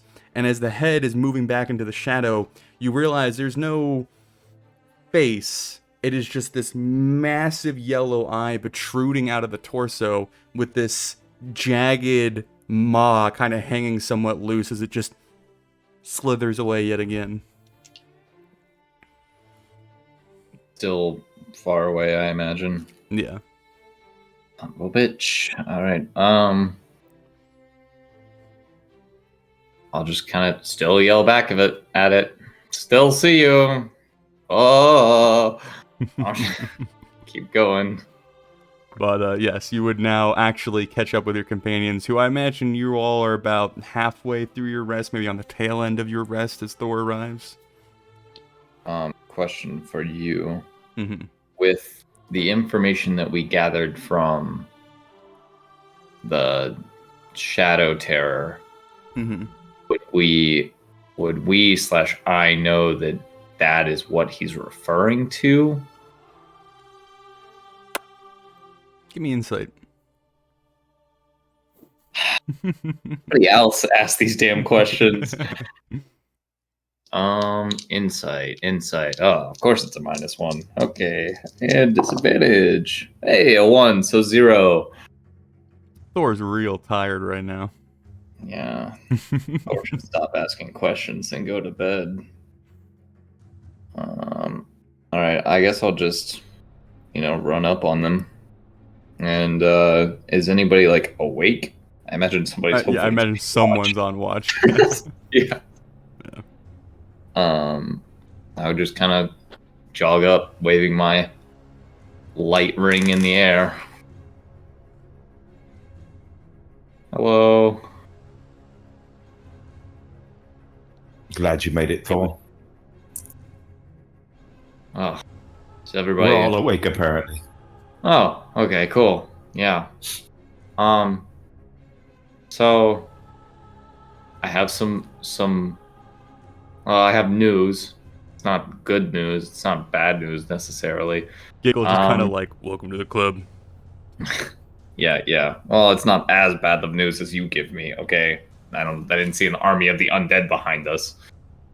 That yellow-eyed thing is still following us. Saw it a couple times. And then also I imagine the walls were clay, but I could still hear stuff coming from that. So at least we're ahead of them as far as I know. And I also saw like kind of the body of the thing, the yellow-eyed thing. And it's weird. Clay, are you awake? Yeah, Clay would be up. Thor, are you describing the body? Yeah, I would describe it to the best of my ability. Clay, give me a history check.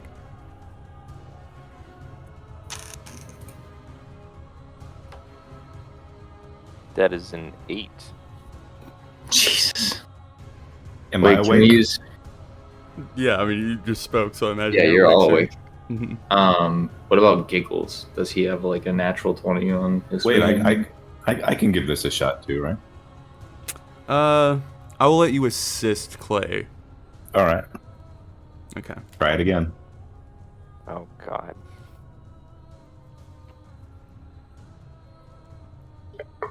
That's Natural 20? Hey, there we go. That looks like a 2. Yeah, that's a 2. The 0 smudge. 2. All right. 20. So, Clay will have to do a little bit of workshopping here for a moment. Shevlin's Chosen have books of the beast that they like go around with. It's almost similar to what Sierra has with the Dwarven Highways, a journal that they keep notes in and keep records in, and write down observations they have about various creatures they run into. I'm assuming Clay would have one of these, correct? Yeah, and I think part of his nightly routine would usually be going through a minor illusion test of his knowledge for various areas.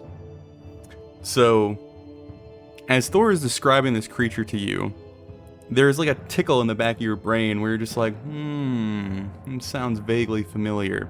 And you begin taking out your journal, flipping through the pages as Thor is continuing to talk. Eventually, you come upon a page with a very rudimentary drawing that you had done of a creature that you had spotted some time ago. I'll go ahead and do the janky thing of just holding this up to the camera. Whoa.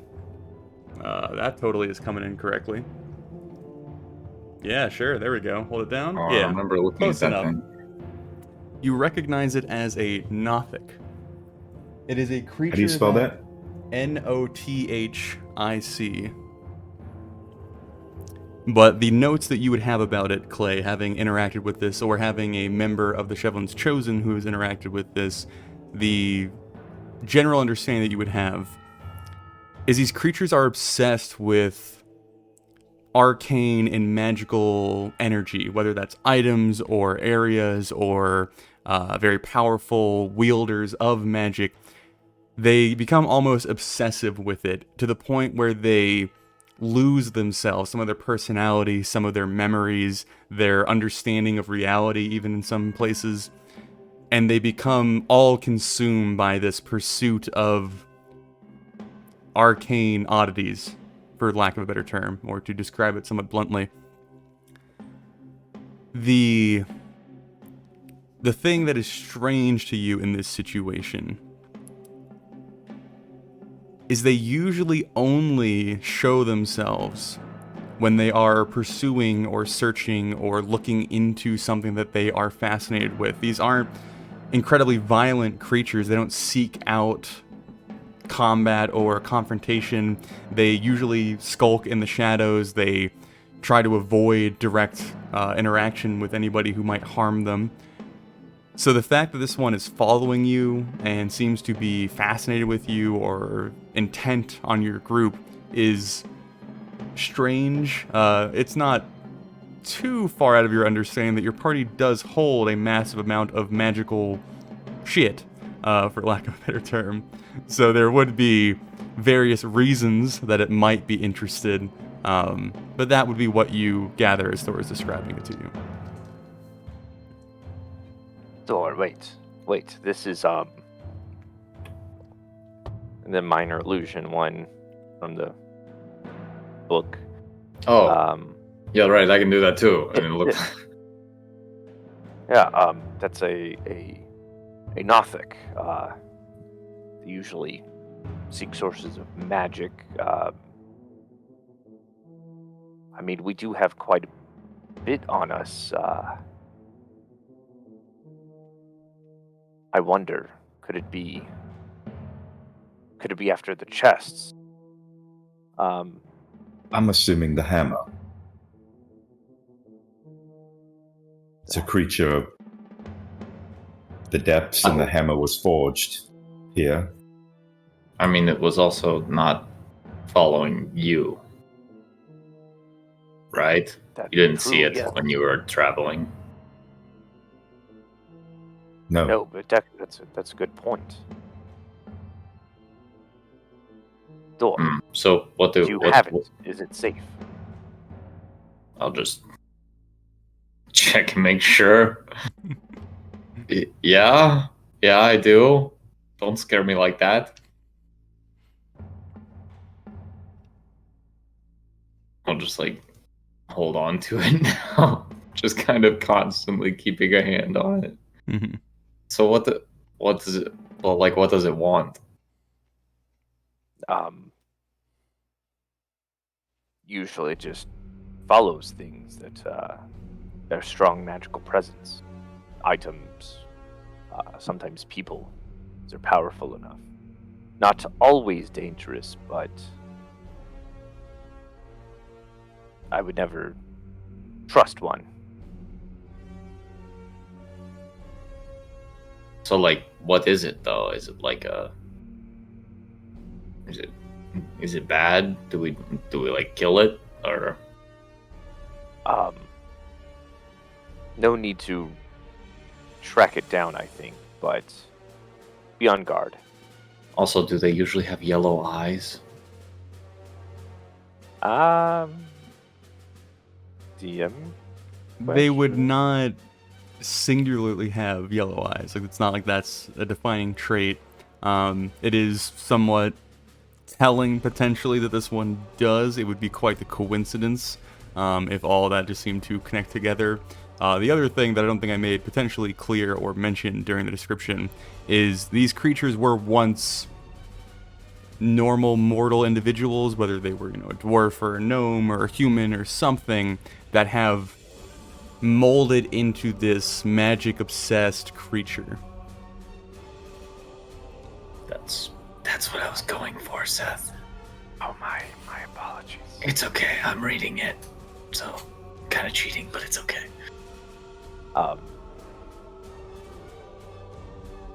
I would not bear trust in that it is mere coincidence that its eye is yellow. Just keep in mind, these were once mortals like us, corrupted by, well, I would say greed. Just be wary. So from that, I got, if it comes too close, we just kill it. Well, if it tries to talk first, maybe at least give it a chance for Decker to sneak up behind it first. That fucker Then we already kill it. killed Aurora once. It's out of chances with me.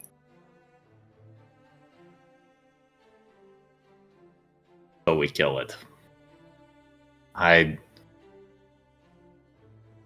would, and at this point, would it be a long draw to connect the Novin thing to, like, he's warped into something to this? It's a fair assumption. All right, now I've been alone for a while, so you can tell me if this is a crazy thought. But I think that thing, I'll just point back in that general direction, is or was Novin. Or a form of him. A Novan, perhaps. Hasn't Yeah. it been established there's more than one, potentially? Yeah, there's like a lot more than just the one. Then So do we hunt it? my only problem with that is it's always super far away. It never comes close, no matter what we do. So No, unless I think we should press on.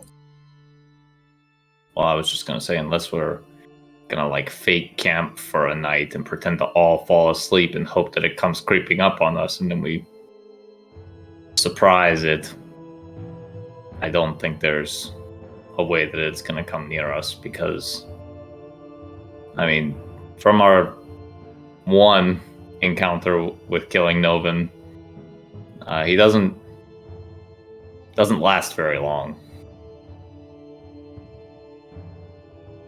I mean, if all we want to do is kill it quick, I have a bit of reach. Like 200 to 300 feet reach. Yes. I mean, I guess that's a potential if we see it on the road behind us. If we want to just snuff this out before it gets too crazy, because one form of Novin down is always a good thing, in my opinion. Then, if you see it, let me know. I'll see what I can do. I think you mean if you see it, because I can see nothing. It is too dark. Has Thor noticed his eye yet? I could certainly see Thor being tired enough that he just misses that Clay has an eye back. Why don't I just roll a disadvantage perception check for you real quick? Actually, not bad. 15. So, I guess I probably would.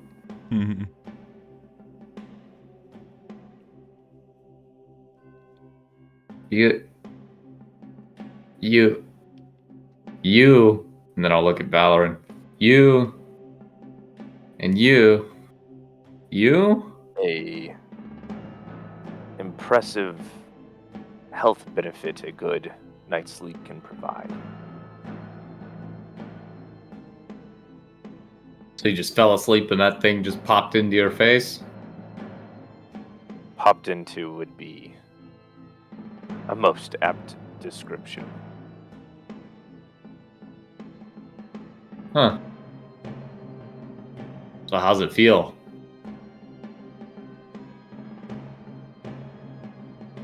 Squirmy. But overall, fine.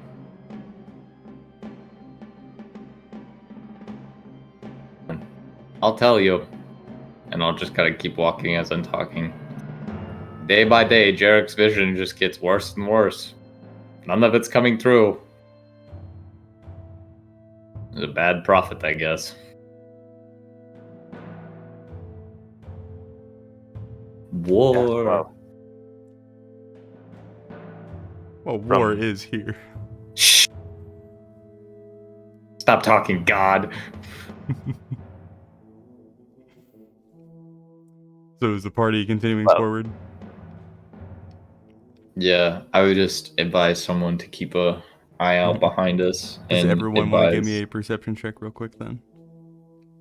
Yeah, so that James can roll a dice.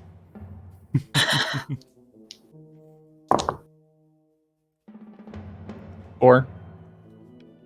25. 18. 12. All right. As the party pick back up their pace to continue the trudge to Bronze Shard, Decker, as you are you the one, I guess, carrying or driving Clay's little cart wagon? Yeah. Okay. As you're just stepping forward, kind of pulling the weight behind you, listening to the idle squeak of the wheel kind of come again and again and again, eventually you feel this kind of like prickle on the back of your neck. This kind of like makes your hair stand up for a moment. And you turn and you immediately kind of glance at the corners to see if it's that yellow eye that you have been warned about and kind of fixated over. But instead of getting some visual response, you immediately hear this low, resonating roar. And it kind of scrapes at the back of your ears. It irritates your mind. It makes your jaw kind of flex and clench as it disturbs your mind for a moment. And you just do this quick little like, ugh, like your whole body kind of quakes in the result. It's distant enough, and you've kind of caught the tail end of it enough that you understand it to be far. But the fact that it is that far away and still had such an effect on you makes you very concerned. Did any of you feel that? Or hear it? Thor's at the front of the group, hoping that the farther away he is from the group, then the more the creature has to come towards him in order to look at the magic stuff. I don't Nope. know. Not at all. What are you talking about? What? That was said, Thor's did you hear reply that? to you. Yeah. Oh, I just have a feeling that I felt something, and there's something terrible behind us, and as of yet, it's far away, but I think we need to redouble our efforts. Do you Best think as we can. they breached the wall? I don't know. Did I have any sense of how far behind it was? It would be too difficult to really tell, but you would be able to understand that it isn't at the junction yet, but it comes from that pathway. It's coming from the junction. And how far are we past the junction? About half a day's travel, so about 4 or 5 hours worth of trudging, so. We desperately need to warn Bronshard. Whatever this is, it scares me like I've never been before.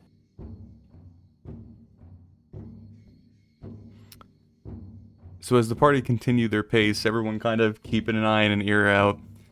There's no further indication of that sound. There's nothing else that makes your attention or your nerves peak.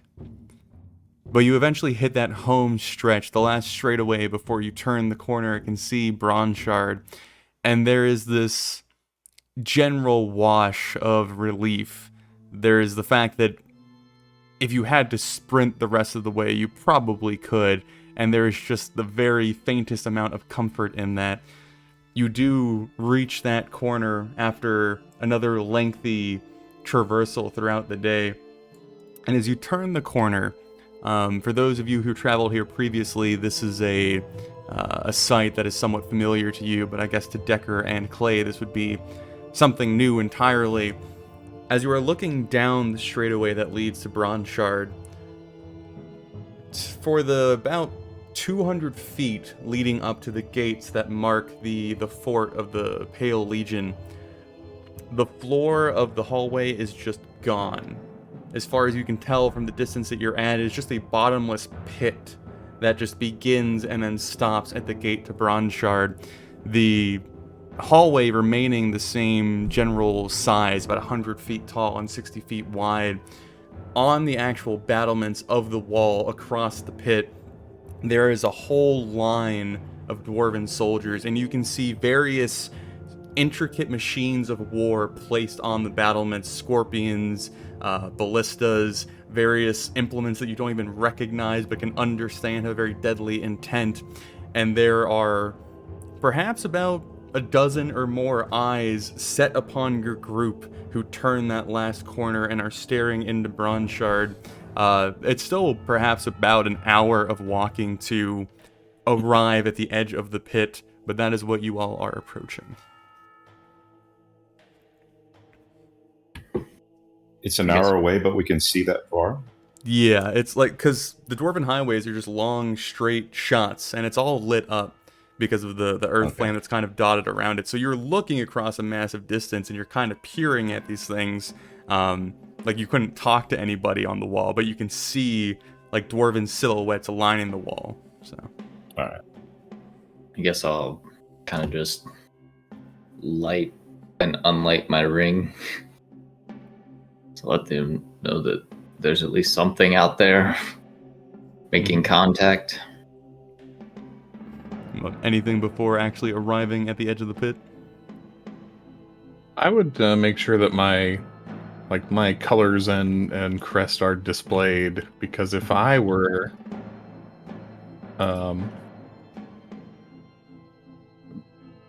battle leader, then I would have somebody with a spyglass, and that would be kind of their whole job, was to spot things.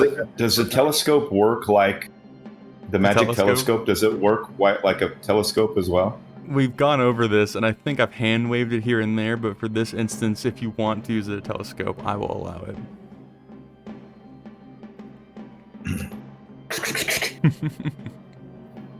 So Thor, or whoever does use it, I imagine the information will be passed along either way. You would just get a much more focused view of what I've already described, but you're now able to see, I guess, the faces or maybe the expressions of these individuals, those that aren't covered in helmets. There is clearly either a more high-ranking or a dwarf that is in charge, kind of stood in the center of the line. He's bald, rather old, there's a long white beard kind of hanging from his chin, and he's kind of like peering at you, his eyes squint, his expression kind of squeezed, and as you are watching him through the spyglass, you can't hear what he's saying, but he's occasionally turning to the various dwarves beside him, barking some order, and a couple of them begin like leaving the walls as far as you can tell. I probably wouldn't recognize him. No, Do I see anybody else with a spyglass spying me, spying them? you do not. This plays. I'll just communicate that to Valorant. No people with spyglasses. So, as far as they know, we might be the enemy. So as the group continues to plod closer and closer, getting more and more of a clear image of what awaits them, as you finally arrive at the edge of this pit and you are able to kind of look down into the depths, it is not lit by any means. So as soon as your own vision or your own light fails, it just appears to be an endless black void that you'd be falling into. Those keen-eyed among you, or Thor or Valen, who's traveled here before, would see the cutouts in the wall that hold the segments of floor that slide into place to make the passage passageable. That's a traversal. Yeah, words are difficult. Things are hard. Yeah. So you would spot that those have been rescinded or pulled back for obvious reasons, you suppose. But as you now are within earshot, the older gentleman or the older dwarf that you'd spotted through the glass kind of like cranes his head over the battlement, does a bit more peering, and then calls out. Yep. Would put up our with the minor illusion, our symbol of the golden hearts in the air.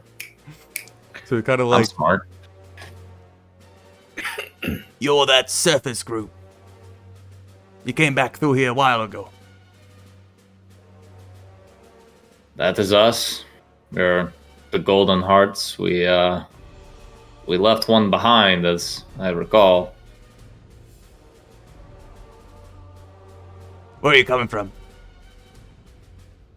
Gorntomb's heel. kind of narrows his gaze down at you. What did you find? Army of Drow, let us over. Seem kind of like giant man, general dude, who almost killed us all. Some drow spiders. turns and converses a little bit, kind of like peeks his head back over the battlements. Who'd you travel with before? What was his last name? Huh. Half-beard. Like I would forget that. What is he called now? His Battle name- leader. Yeah, I was gonna say battle master, but battle leader. All right, one moment. And you see him kind of dip behind the battlements. There's about a handful of seconds, maybe almost like a minute, before you eventually hear this mechanical collection of noises growing closer and closer to you before one of the, I guess, slabs of stone begin to push out of the wall and cover the pit, and then the one alternating beside it coming out as well. About halfway across the pit is now sealed, allowing you guys to move forward.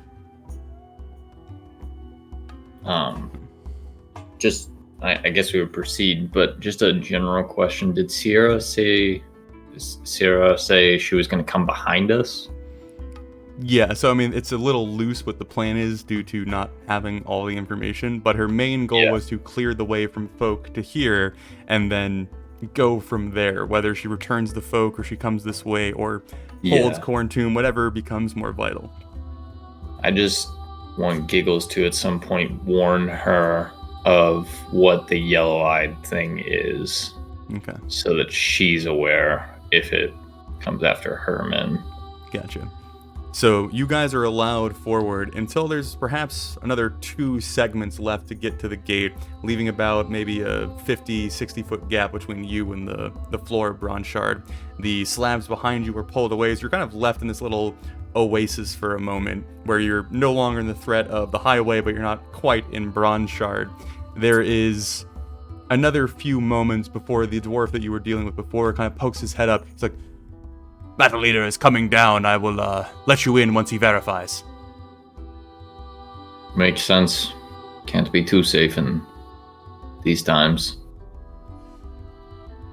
I appreciate your patience. Is he speaking in Dwarvish or Common? yeah, it'd be Dwarvish. Okay. So you'd be left there for a little bit as potentially Rolly Halfbeard is making his way down. Is there anything the party is doing during this time?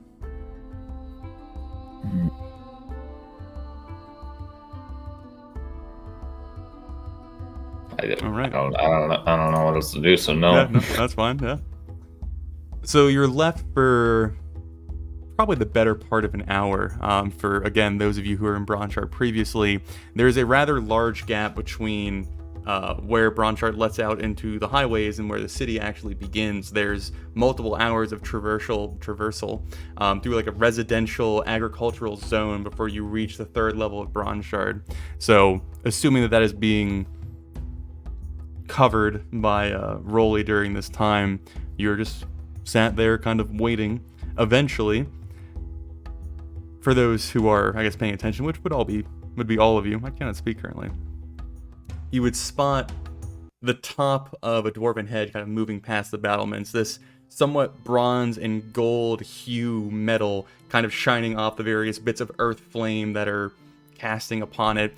You would eventually retake the position that the gentleman you were speaking to earlier had held, and Thor and Valoran, you would instantly recognize your somewhat old companion, the large nose jutting out from the helmet, the kind of rosy cheeks, the half-cut beard hanging just across his chest, and he takes a moment to look down. He kind of like glances from one to the other. There's a quick moment where he kind of like eyes Thor up and down a little bit. He goes, "Oh, it's the Golden Hearts. Open the gates!" And he kind of like begins trembling away. And one of the segments of the floor would begin closing in before the actual gates of the wall would start unlatching and opening with more loud, kind of industrial mechanical noises filling your ears as you were finally allowed to enter Bronchard. Come on, let's hurry. We don't have a lot of time. I would just rush them in. So as you enter into the fort that the Pale Legion hold, off to the, I guess to your right is kind of the staircase that leads up to the wall, and you would see again that, kind of gold, bronze-plated figure descending down towards you. It is clear that he has had some upgrades, might be the soft way of putting it, since the last time you had seen him. The scraps of armor that he had collected that were part of his family's heritage that he brought to Bronchard has now apparently been repaired back to its completion, and he wears it proudly. There's a very distinct half-beard symbol on the chest. There are dwarven runes kind of tracing down the pauldrons, and there's a mixture of elation and grim expression on his face. There are clearly more lines and wrinkles than you had previously left the kind of cheery dwarf. Just at a glance, you can very much tell that the jovial demeanor that you are used to is probably not going to be the first thing to surface. But he does kind of hold his arms out wide, approaching you, and about halfway to the group, you see one of his steps kind of falter, and you see his eyes shift down to the hammer at your side, Thor. And there's just kind of this moment of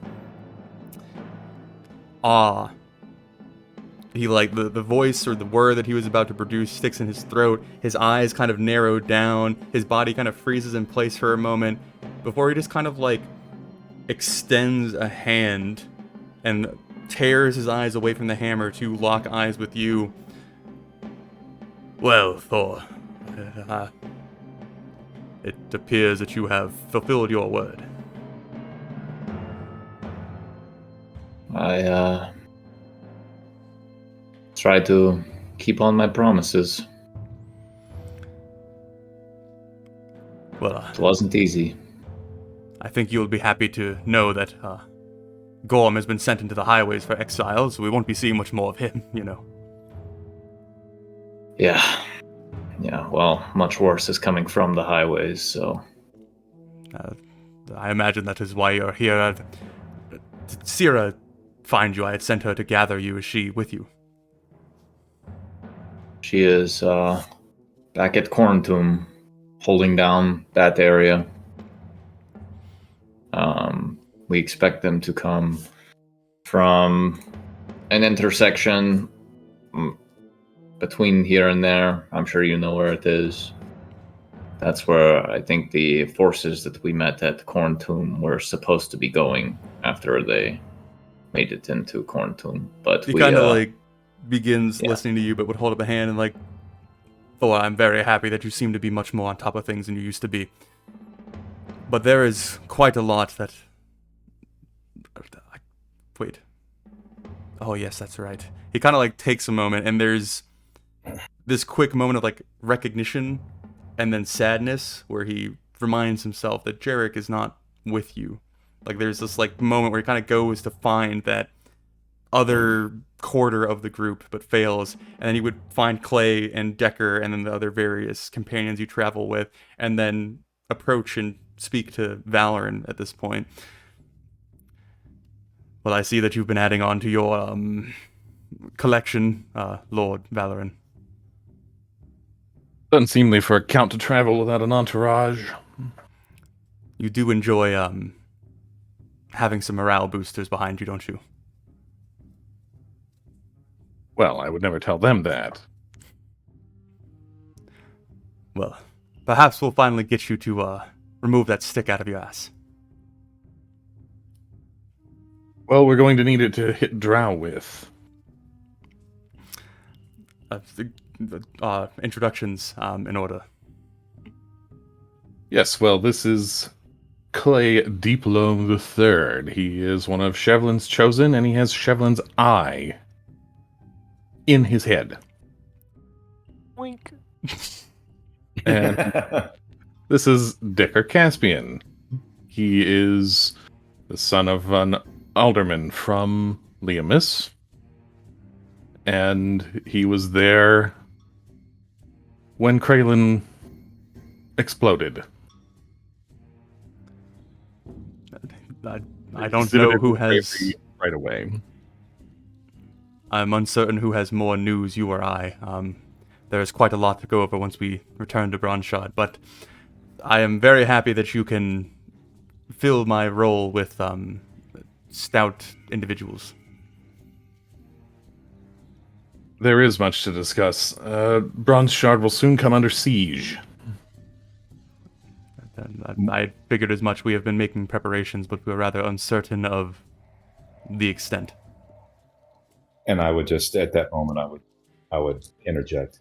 Likely within the next 6 to 8 hours, if I had to guess, and it seems like it's going to be a fairly massive force, or something massive is coming.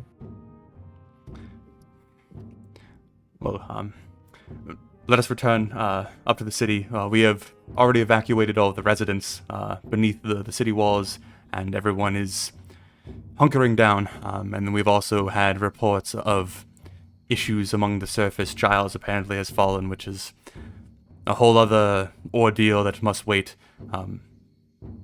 It is perhaps... fell. Yes, that is a whole thing.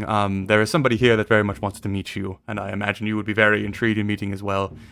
This is perhaps out of place, but I missed you. I miss adventuring. Though my purpose is clear here, it's great to see you again, Valorant and Thor. You're always welcome to come with us, but I imagine now isn't the best time. Perhaps we'll broach that subject after we don't get brutally murdered. Yes, and I imagine you'll want to be looking at this, and I'll just try to twirl the hammer. Yeah. So he would take a moment. All right. Let's get to the crane, and then we can discuss further there. And start kind of like plodding across the courtyard. We follow. So, as you leave the Pale Legion fort and go to the bottom of the pit that Bronshard is built into, you would see this kind of, somewhat thin stone platform resting on the floor with these thick chains attached to either corner of them that stretch up and into the sky as far as you can see. Eventually, as you get closer to the platform and begin to peer up, you can see the bottom of that strangely naturally formed bronze shard hanging in the middle of the chamber. You see these chains ascending all the way up to the first level of bronze shard with a large, heavy winch at the top of it, and Rolly would very quickly hop onto it. The conductor of it, who is manning the switch, kind of stood beside him, and he would wave you all onto the platform. I would thank the man and just follow him on. Thor, could you, can I hold it? Yeah, I mean, absolutely. And I assume this is as we're going, like, up the thing. Yeah, I'll hand it to him. We got a magic guide to look at it. I mean, I know you guys think you know what it does, but he said that it basically does what you say, and it creates dwarves out of stone, or life out of stone. He begins, like, twirling it, letting, like, the heavy side of the hammer kind of fall from one to the other, just kind of, like, feeling the weight in his hand. Like,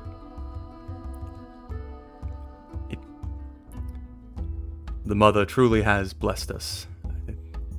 Though it is small, it is a beacon that we will succeed. This will not break us. We might bend, though.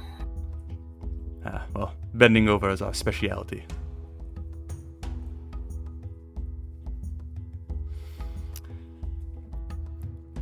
Tell the guards below. Belgrease is going to be leading our wagon and horses some distance behind. I'm not sure how much, but he won't be able to announce himself. They need to look out for them and let them in.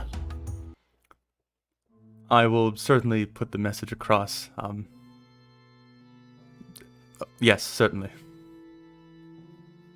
Very good. I think that, besides the preparations for what is to come, and we will go over whatever information we have, Lord Valoran, there is something I must warn you of so that you do not be yourself, to be quite frank. I'll just let that pass without comment and say, what is it? I imagine that you all have heard that the King of Giles has fallen, and the kingdom is now in quite a bit of disarray. We have. Well, his son has found his way to us, and he is wearing a particular item that we carried for quite some time. But he did come with a particular individual that, well, I guess I'll quit being an ass. Sir Ollum brought him in. Indeed. As far as I'm aware, it is fine. We have not had any problems with him, but I just wanted to make sure you were aware. Thor will just let out a deep sigh. I have no business with that person. Well, Is he another of your enemies? Well, that's rather up to him. I consider the matter closed. He used to work for Count Salomon. Yeah, let's hope he sees it that way too.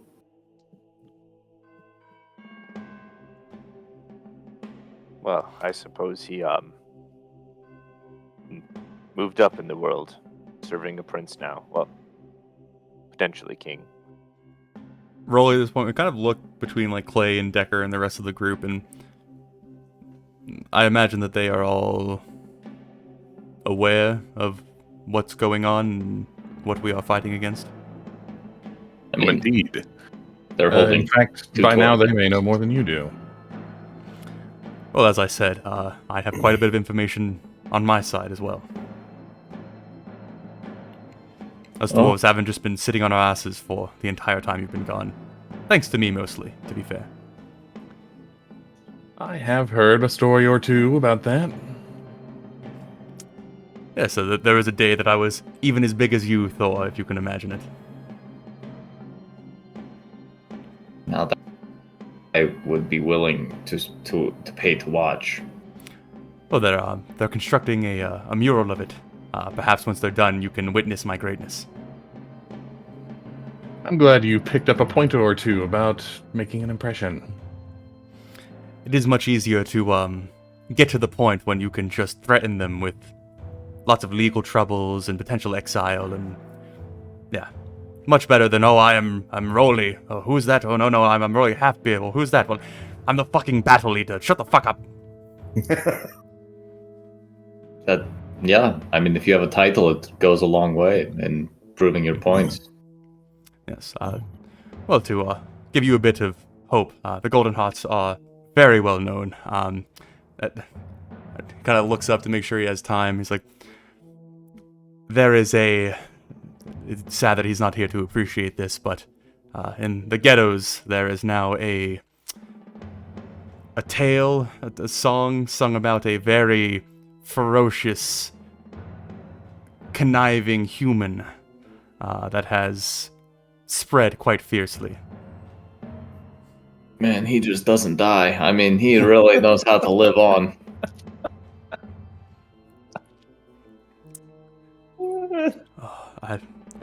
I've been so serious these past couple months.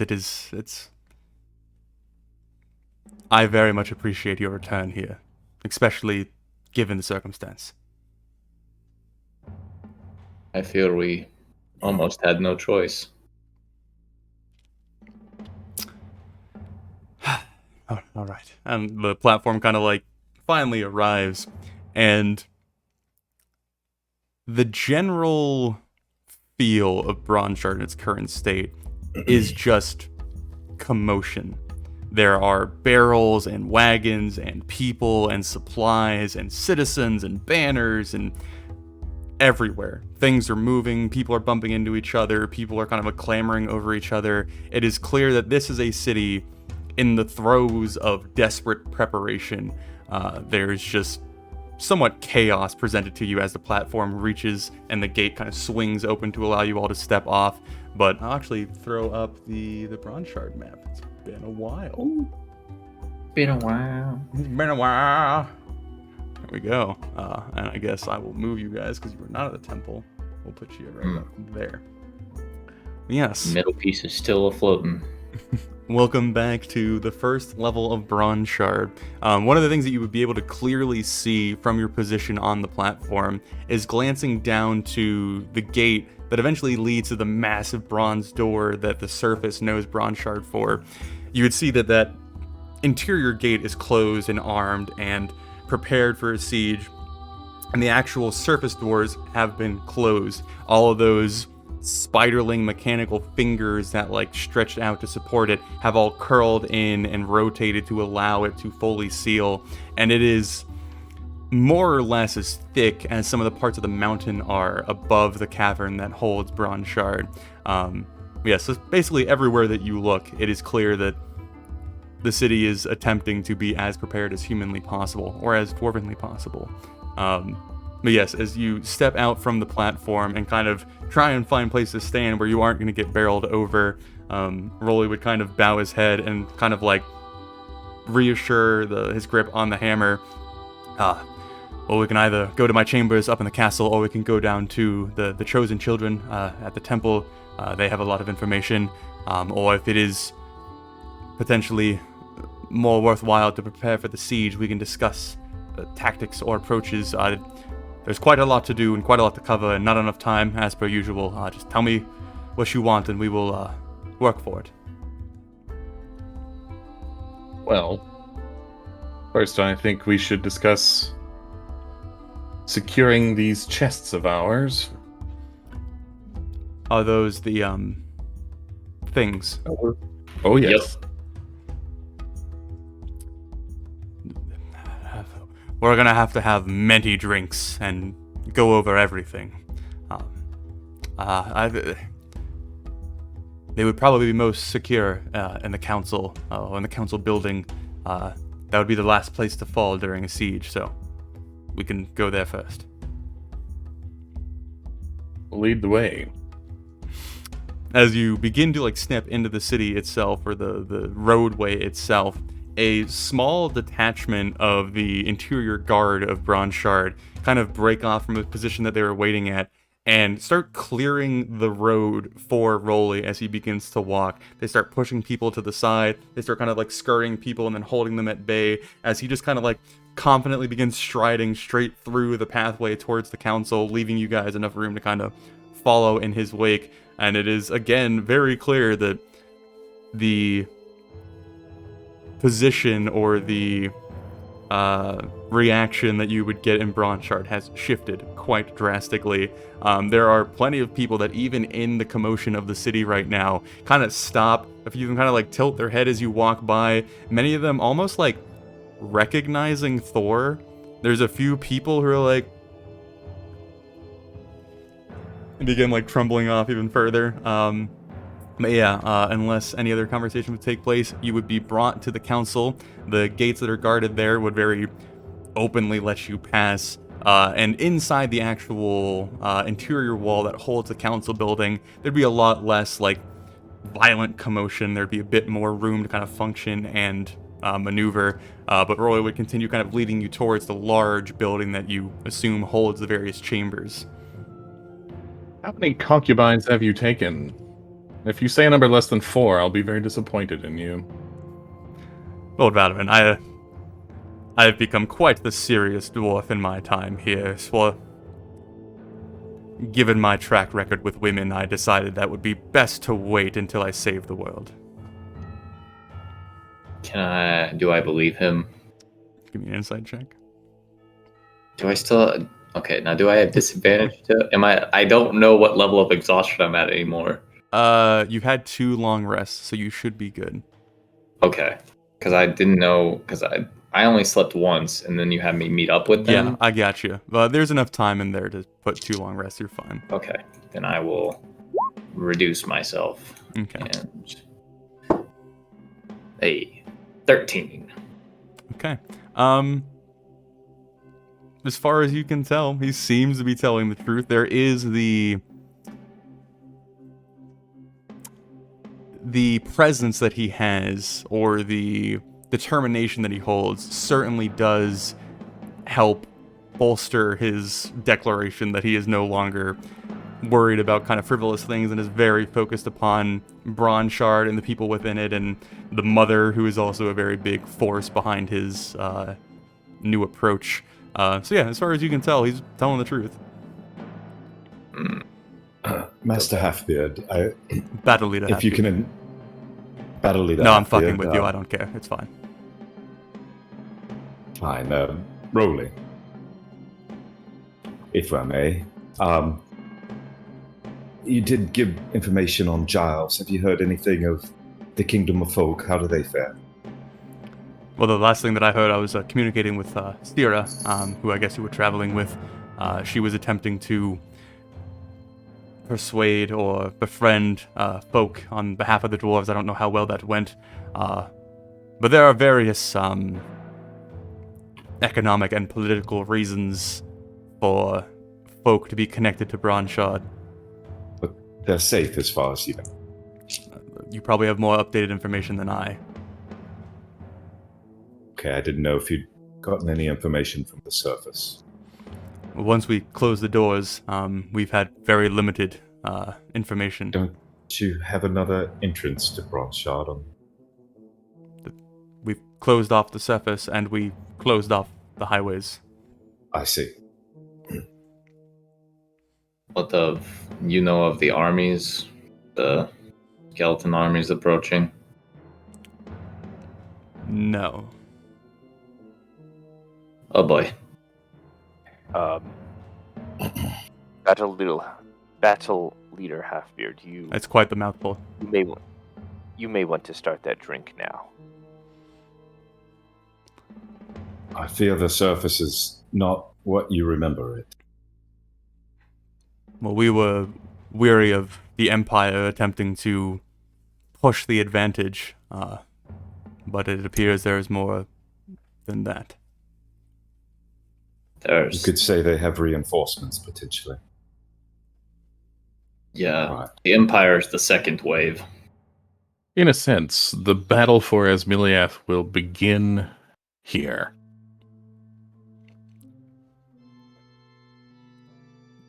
Great.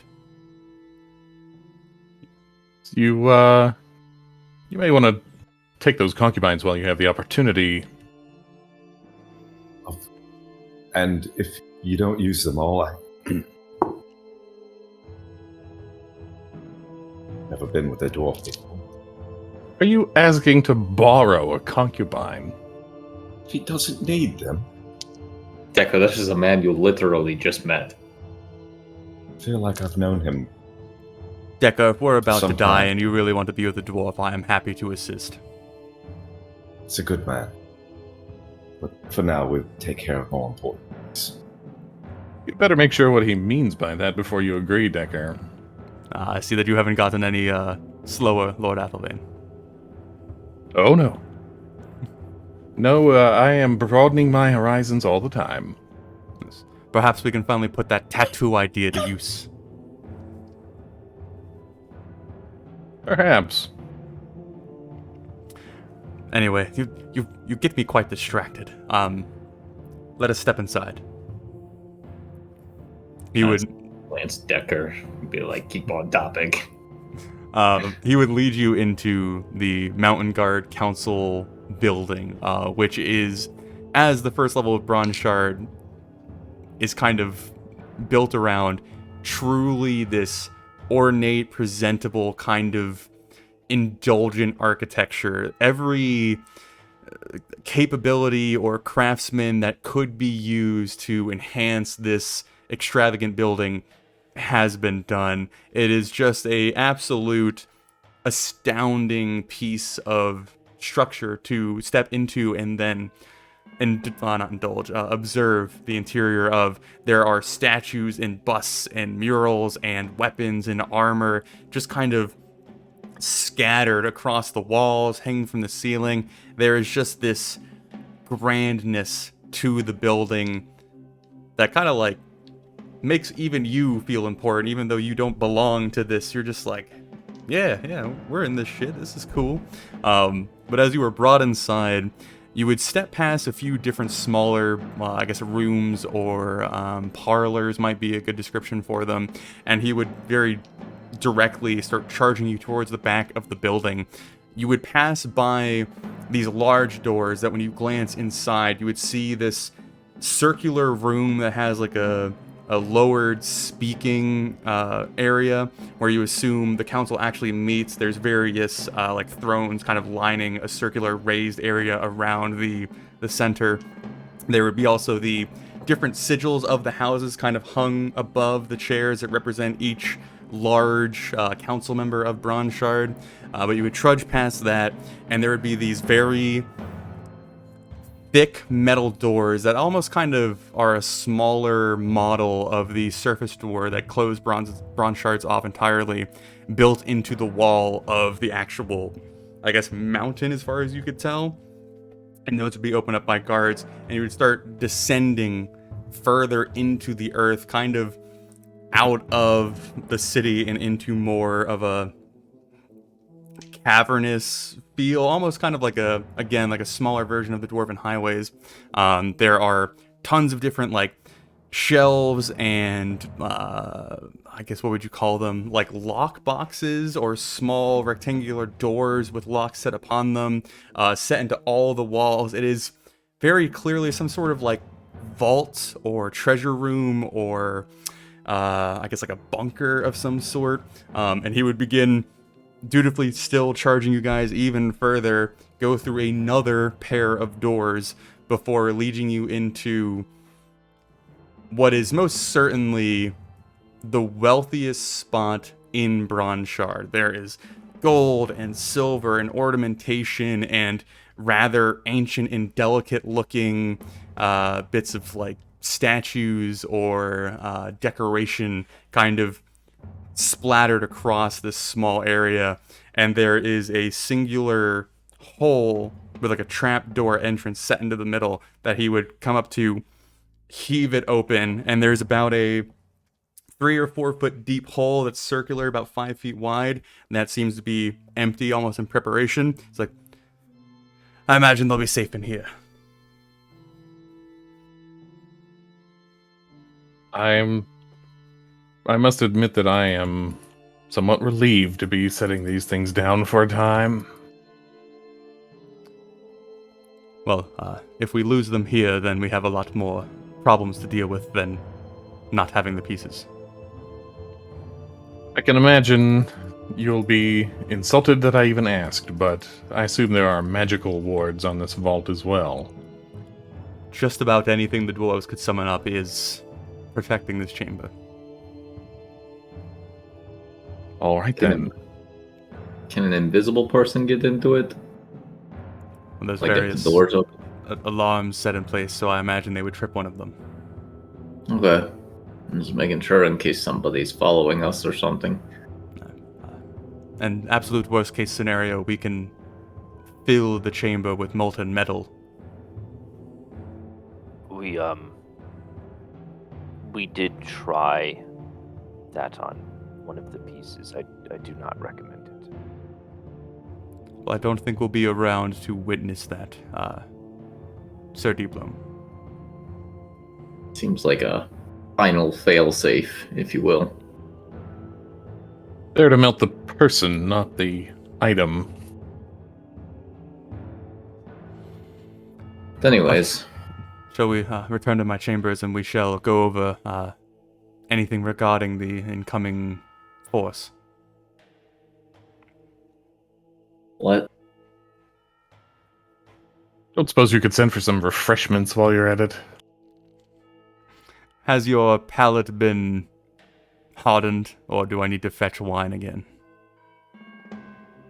I drank to the success of our journey back in West Point with that swill.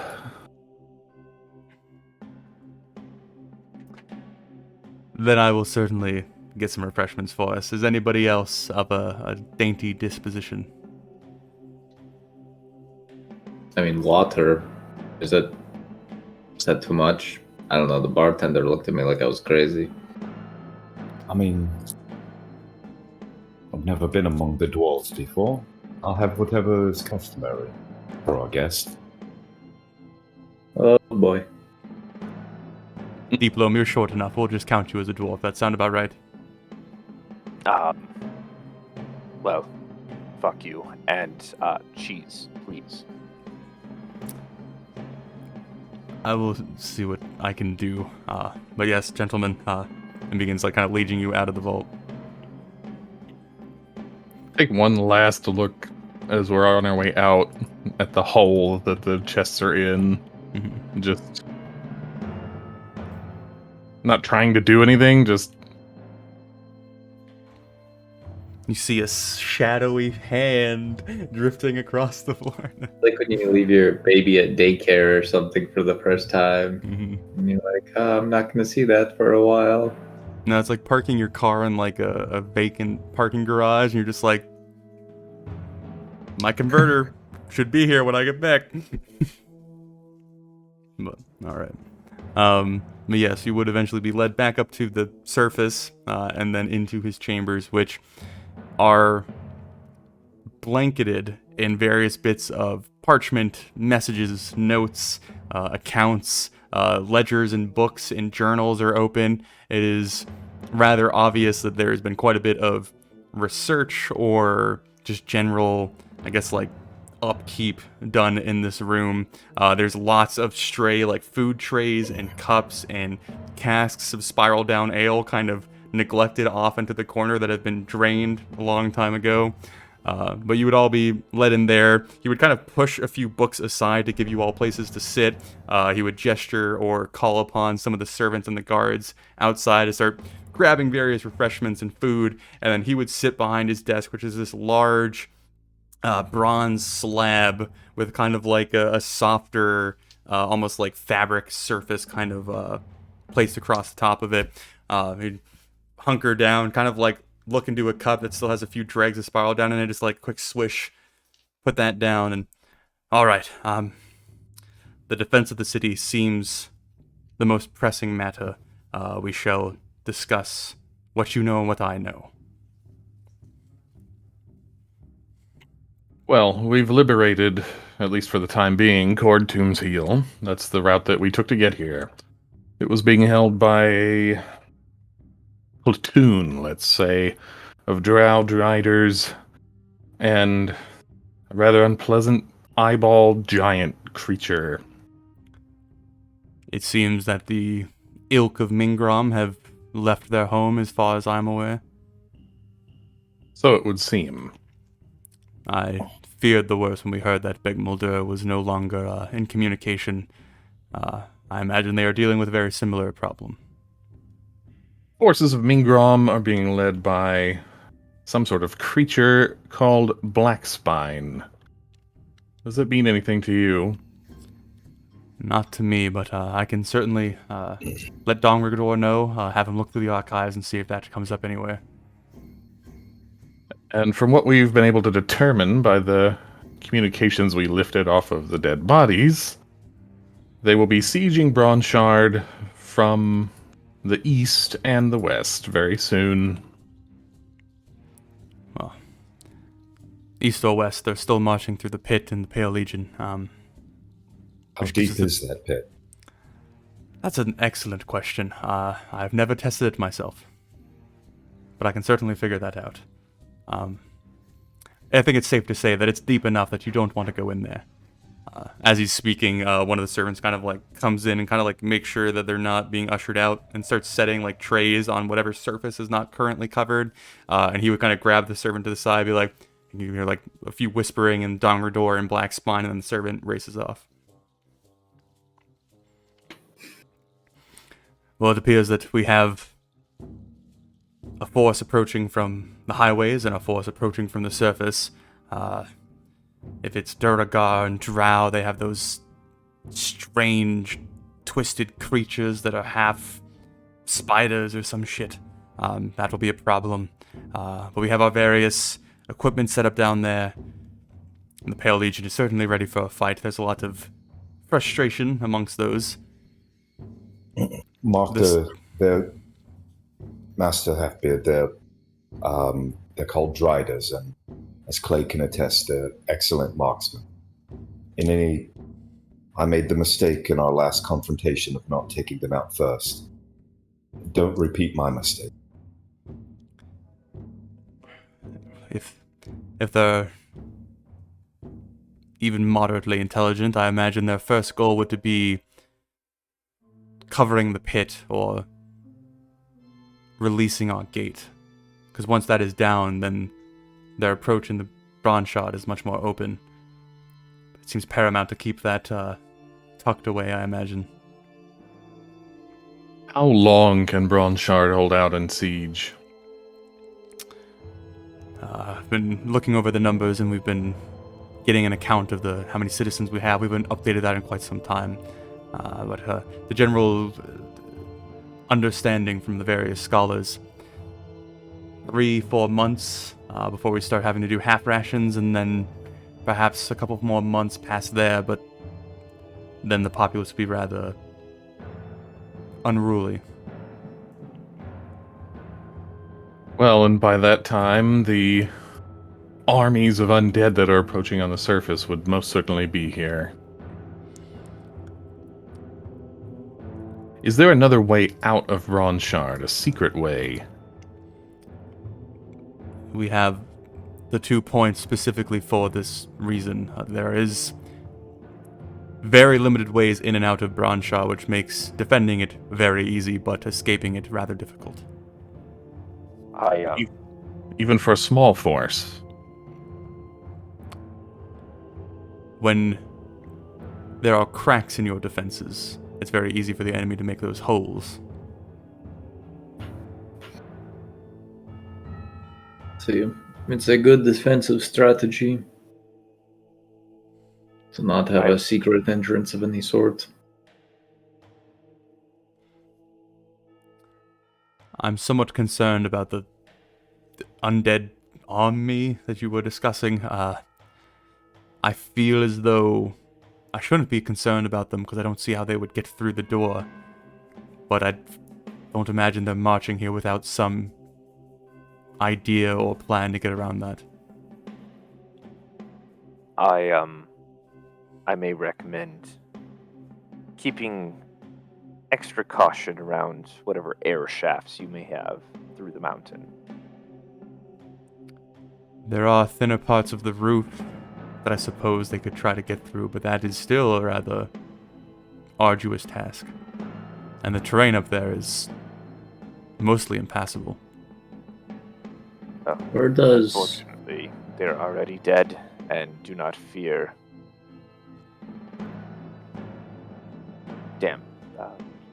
Injury. Trying to get to there. Where does the pit go to? Down to the Pale Legion, where we just came from. Oh. Is that... Oh, the pit in front of the gate. No. The pit that, what's his name wanted to throw me into. We were only on, like, level 3, but it goes down many levels, all right? the various residential areas we have evacuated, they're all up in the city proper. And that pit just stops somewhere? Down where it meets the Pale Legion fort. Okay. I'm just making sure they can't get through there somehow.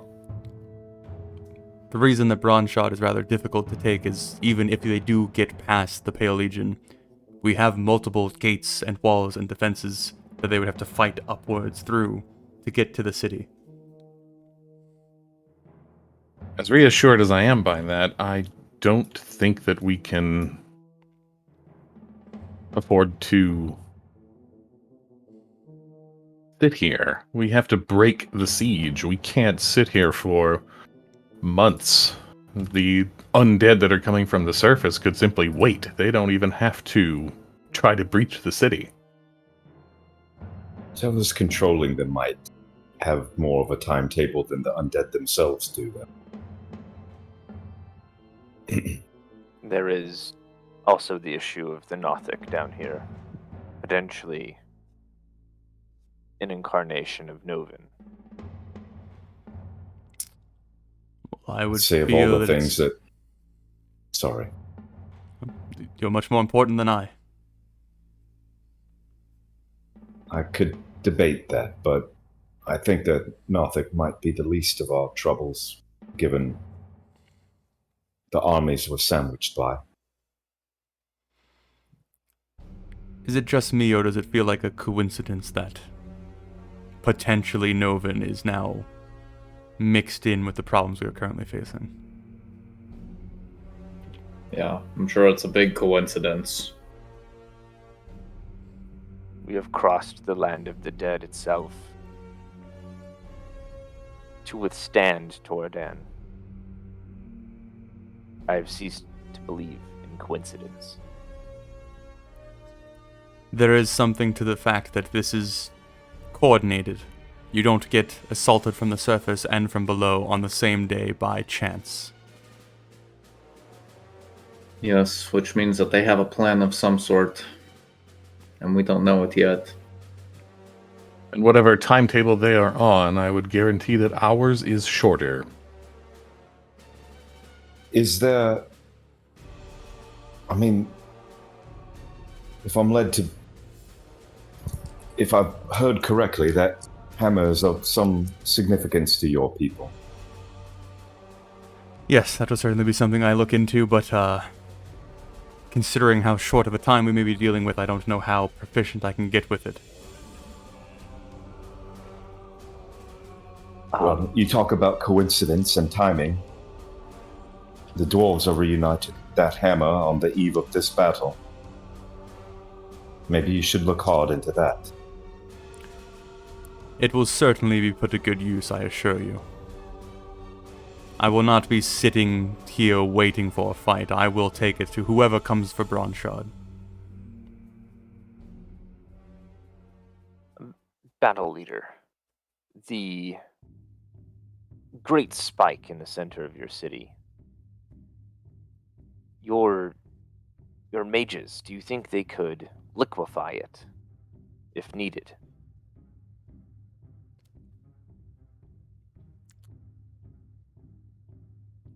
You certainly have a bit of our previous companion in you. I get what you are attempting.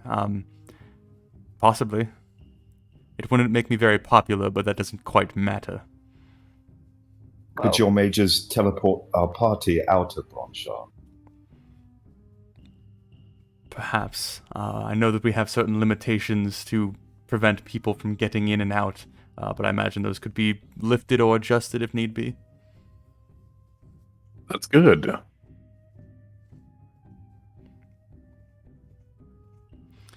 I think where we are finding ourselves is we can't just sit and wait. We need some sort of plan. And as far as I'm aware, we have two options. Either striking strongly at those who come from below or those who come from the surface. Just what I was thinking. Now, I want to vote for the ones below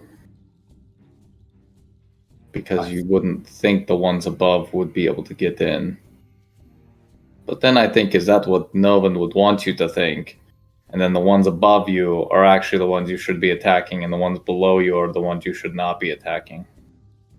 My vote is for the surface only for selfish reasons. If we need to go anywhere, probably won't be back into the Underdark. It will be on the surface where perhaps we're needed more. I'll put forth, since we haven't broached this topic yet, we have made large strides towards knowledge surrounding the Great Entrance and the Golden Halls and the Amulet of the Five.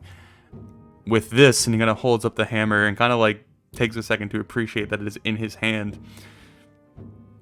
There is some validity that forging another amulet to prevent Torden's return is in Mingrom itself. It is not certain, but it is looking very likely. Yeah, we're definitely gonna... Well, we're probably gonna definitely have to go back down there for that. I would submit that our group would not make much difference in the defense of Bronshard by standing the wall. But as a strike team to attack where the army has left exposed, forge the amulet in Mingrom, find Blackspine, for whom we at least have a name. We know these troops are being controlled by Blackspine. We don't know who is controlling the skeleton armies. There was a thought that I had along those lines that creatures of the dark are not known for their companionship. It's rather not unusual for them to be organized into an army. Perhaps destroying Blackspine, or at least removing him, would cause their organization to collapse. And though I sympathize with your reasoning for striking at the surface, Decker, we did tell folk that we were going to open a way to Bronshard. Do we know, or do we have an inkling that Blackspine is a dragon? You had a very vague point about it, but very on time. The messenger that was sent out would very quickly return, and he would just be holding like a piece of paper with like rapid scrawlings on them, and run up, kind of hand it to Rolly. Rolly would, well thought, looks like you're going to fight your dragon. Yep. No, it was a dragon. As far as these, we'll have to clarify these notes to be sure. Supposedly he's dead, but has returned. So I don't know if he is a dragon or a spirit or something of the sort, but that is what we are dealing with. Not that Undead I dragon. have any doubt, but how was this information procured? The Grand Archives are vast, and if you know where to look, there's a lot in there. That's been quite the project between me and Dongrador, as we have been shifting through that day in and day out, and it is tiresome. As you can see, he kind of like looks and glances at all the notes and parchment kind of spread across his office. I have much to tell you about, but No. again, it might have to wait. Just so you're aware, one thing that we have to make certain, or that you should probably start looking into, is how to stop the cycle of Toradan. Because as we've learned, this is a cycle that happens every 300 and something years. So making an amulet that keeps him back will only keep him back for a certain amount of time before he comes again. I imagine this won't come to a surprise, or come as a surprise to you all, but I've conversed with the mother herself, and he kind of like pauses, and you see this like intensely visual struggle across his features. Like he really wants to say something, but kind of holds himself back. There is things that I cannot tell you that make this rotation different. And there are things I can tell you about why last time was essential for what is to come. That is ominous and scary. Why in Asmiliath can you not tell us? Probably because a goddess told him not to. It's a good enough reason for me. You see him kind of like nod a little bit at Decker and then look at you, Valor, and whatever companionship that you had with Rolly, he kind of like leans into with his gaze, like locked into your eyes, almost kind of like hunching over his desk slightly to eliminate some of the space between you. I cannot tell you the full extent of our importance, but it is essential that we prevent Toradan's return. Well, I could have said that months ago. Just Yes, now I know something that you do not, which makes me happy and makes me very fucking frustrated. Now, are you going to come with us? I imagine to Because- get into the Golden Halls, we need a dwarf, as far as I am aware. Yeah, and well, none of us are. He kind of like ponders over it for a moment.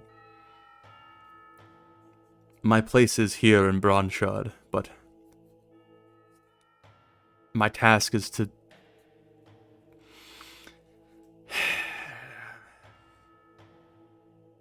I mean, I'd be glad to do it for you, but We Well- passed over this, Thor, but I want to actually make sure that this is stated at some point. You will go down in the history books of the Dwarven people for this. He kind of raises the hammer, and before you leave Bronshard, you will be adequately rewarded. oh, I didn't really expect that, but I appreciate it. Just fulfilling my promise to you, and, well, the banished one.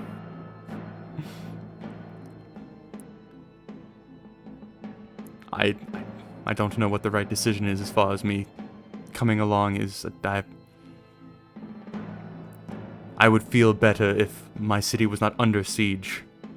Perhaps if we do break it, and there is a sense of security here, I will be willing to leave, but before then I would be rather opposed. Is there someone you can send with us? Someone that you Or can is there trust to help us True. with the forging of this amulet? Or Or is there a way Perhaps to make... Sorry, go ahead. Perhaps a high-level priest from the temple. Or a way to make somebody who's not a dwarf able to use it? Dongrador is the one who has dedicated his life to finding the Golden Halls. It is almost fitting that he might take that journey with you, but he is no fighter. Would he be with the hammer? I don't know. I can't assure... Go ahead. No, you go ahead. Just talk.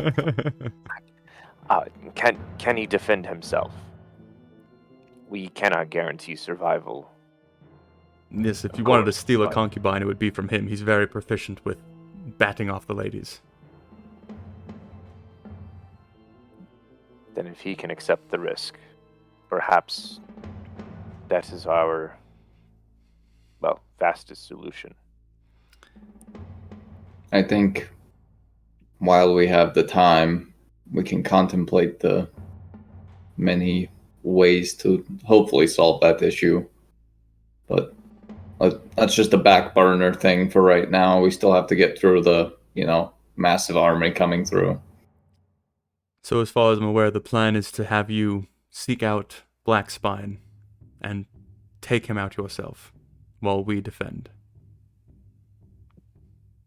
Yeah, if we can somehow get around the impending army, I mean, what better time to attack somebody's home when all their army is out somewhere else?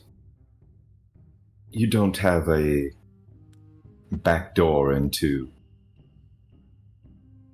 back into the depths, do you? No, but as I said, we could, I guess, leave a hole in our magical barriers and have one of our Just teleport you. if that's the only way, then Yeah. Or perhaps we could hide you in the pit, and once they march through, you can come up from the rear, but we'd have to let them into the city for that. I think the teleportation is probably the best way. the only way I can see right now. Well, then I guess we should prepare for that, because who knows how many hours we have left at this point. Do you have a warning system in the highways to let you know that people are a certain distance away? Not precisely, but the view that we have from the gate is pretty far. Okay. I'm just... Because that's only like, hey, we have an hour until they get here, but the more warning you have, the better time, or I guess the better planning time you have. Well, I suppose if there's anything essential you need to do while you are here, now would be the time, and then we can go back to the fort. And I guess I shall procure Dongrador and send him with you just in case. If he wishes. I know we have to have a dwarf, but I don't know. I want to send him against his will. He'll go. Yeah, I know. I met the man. All right. All right. I suppose that is a good time to end the session.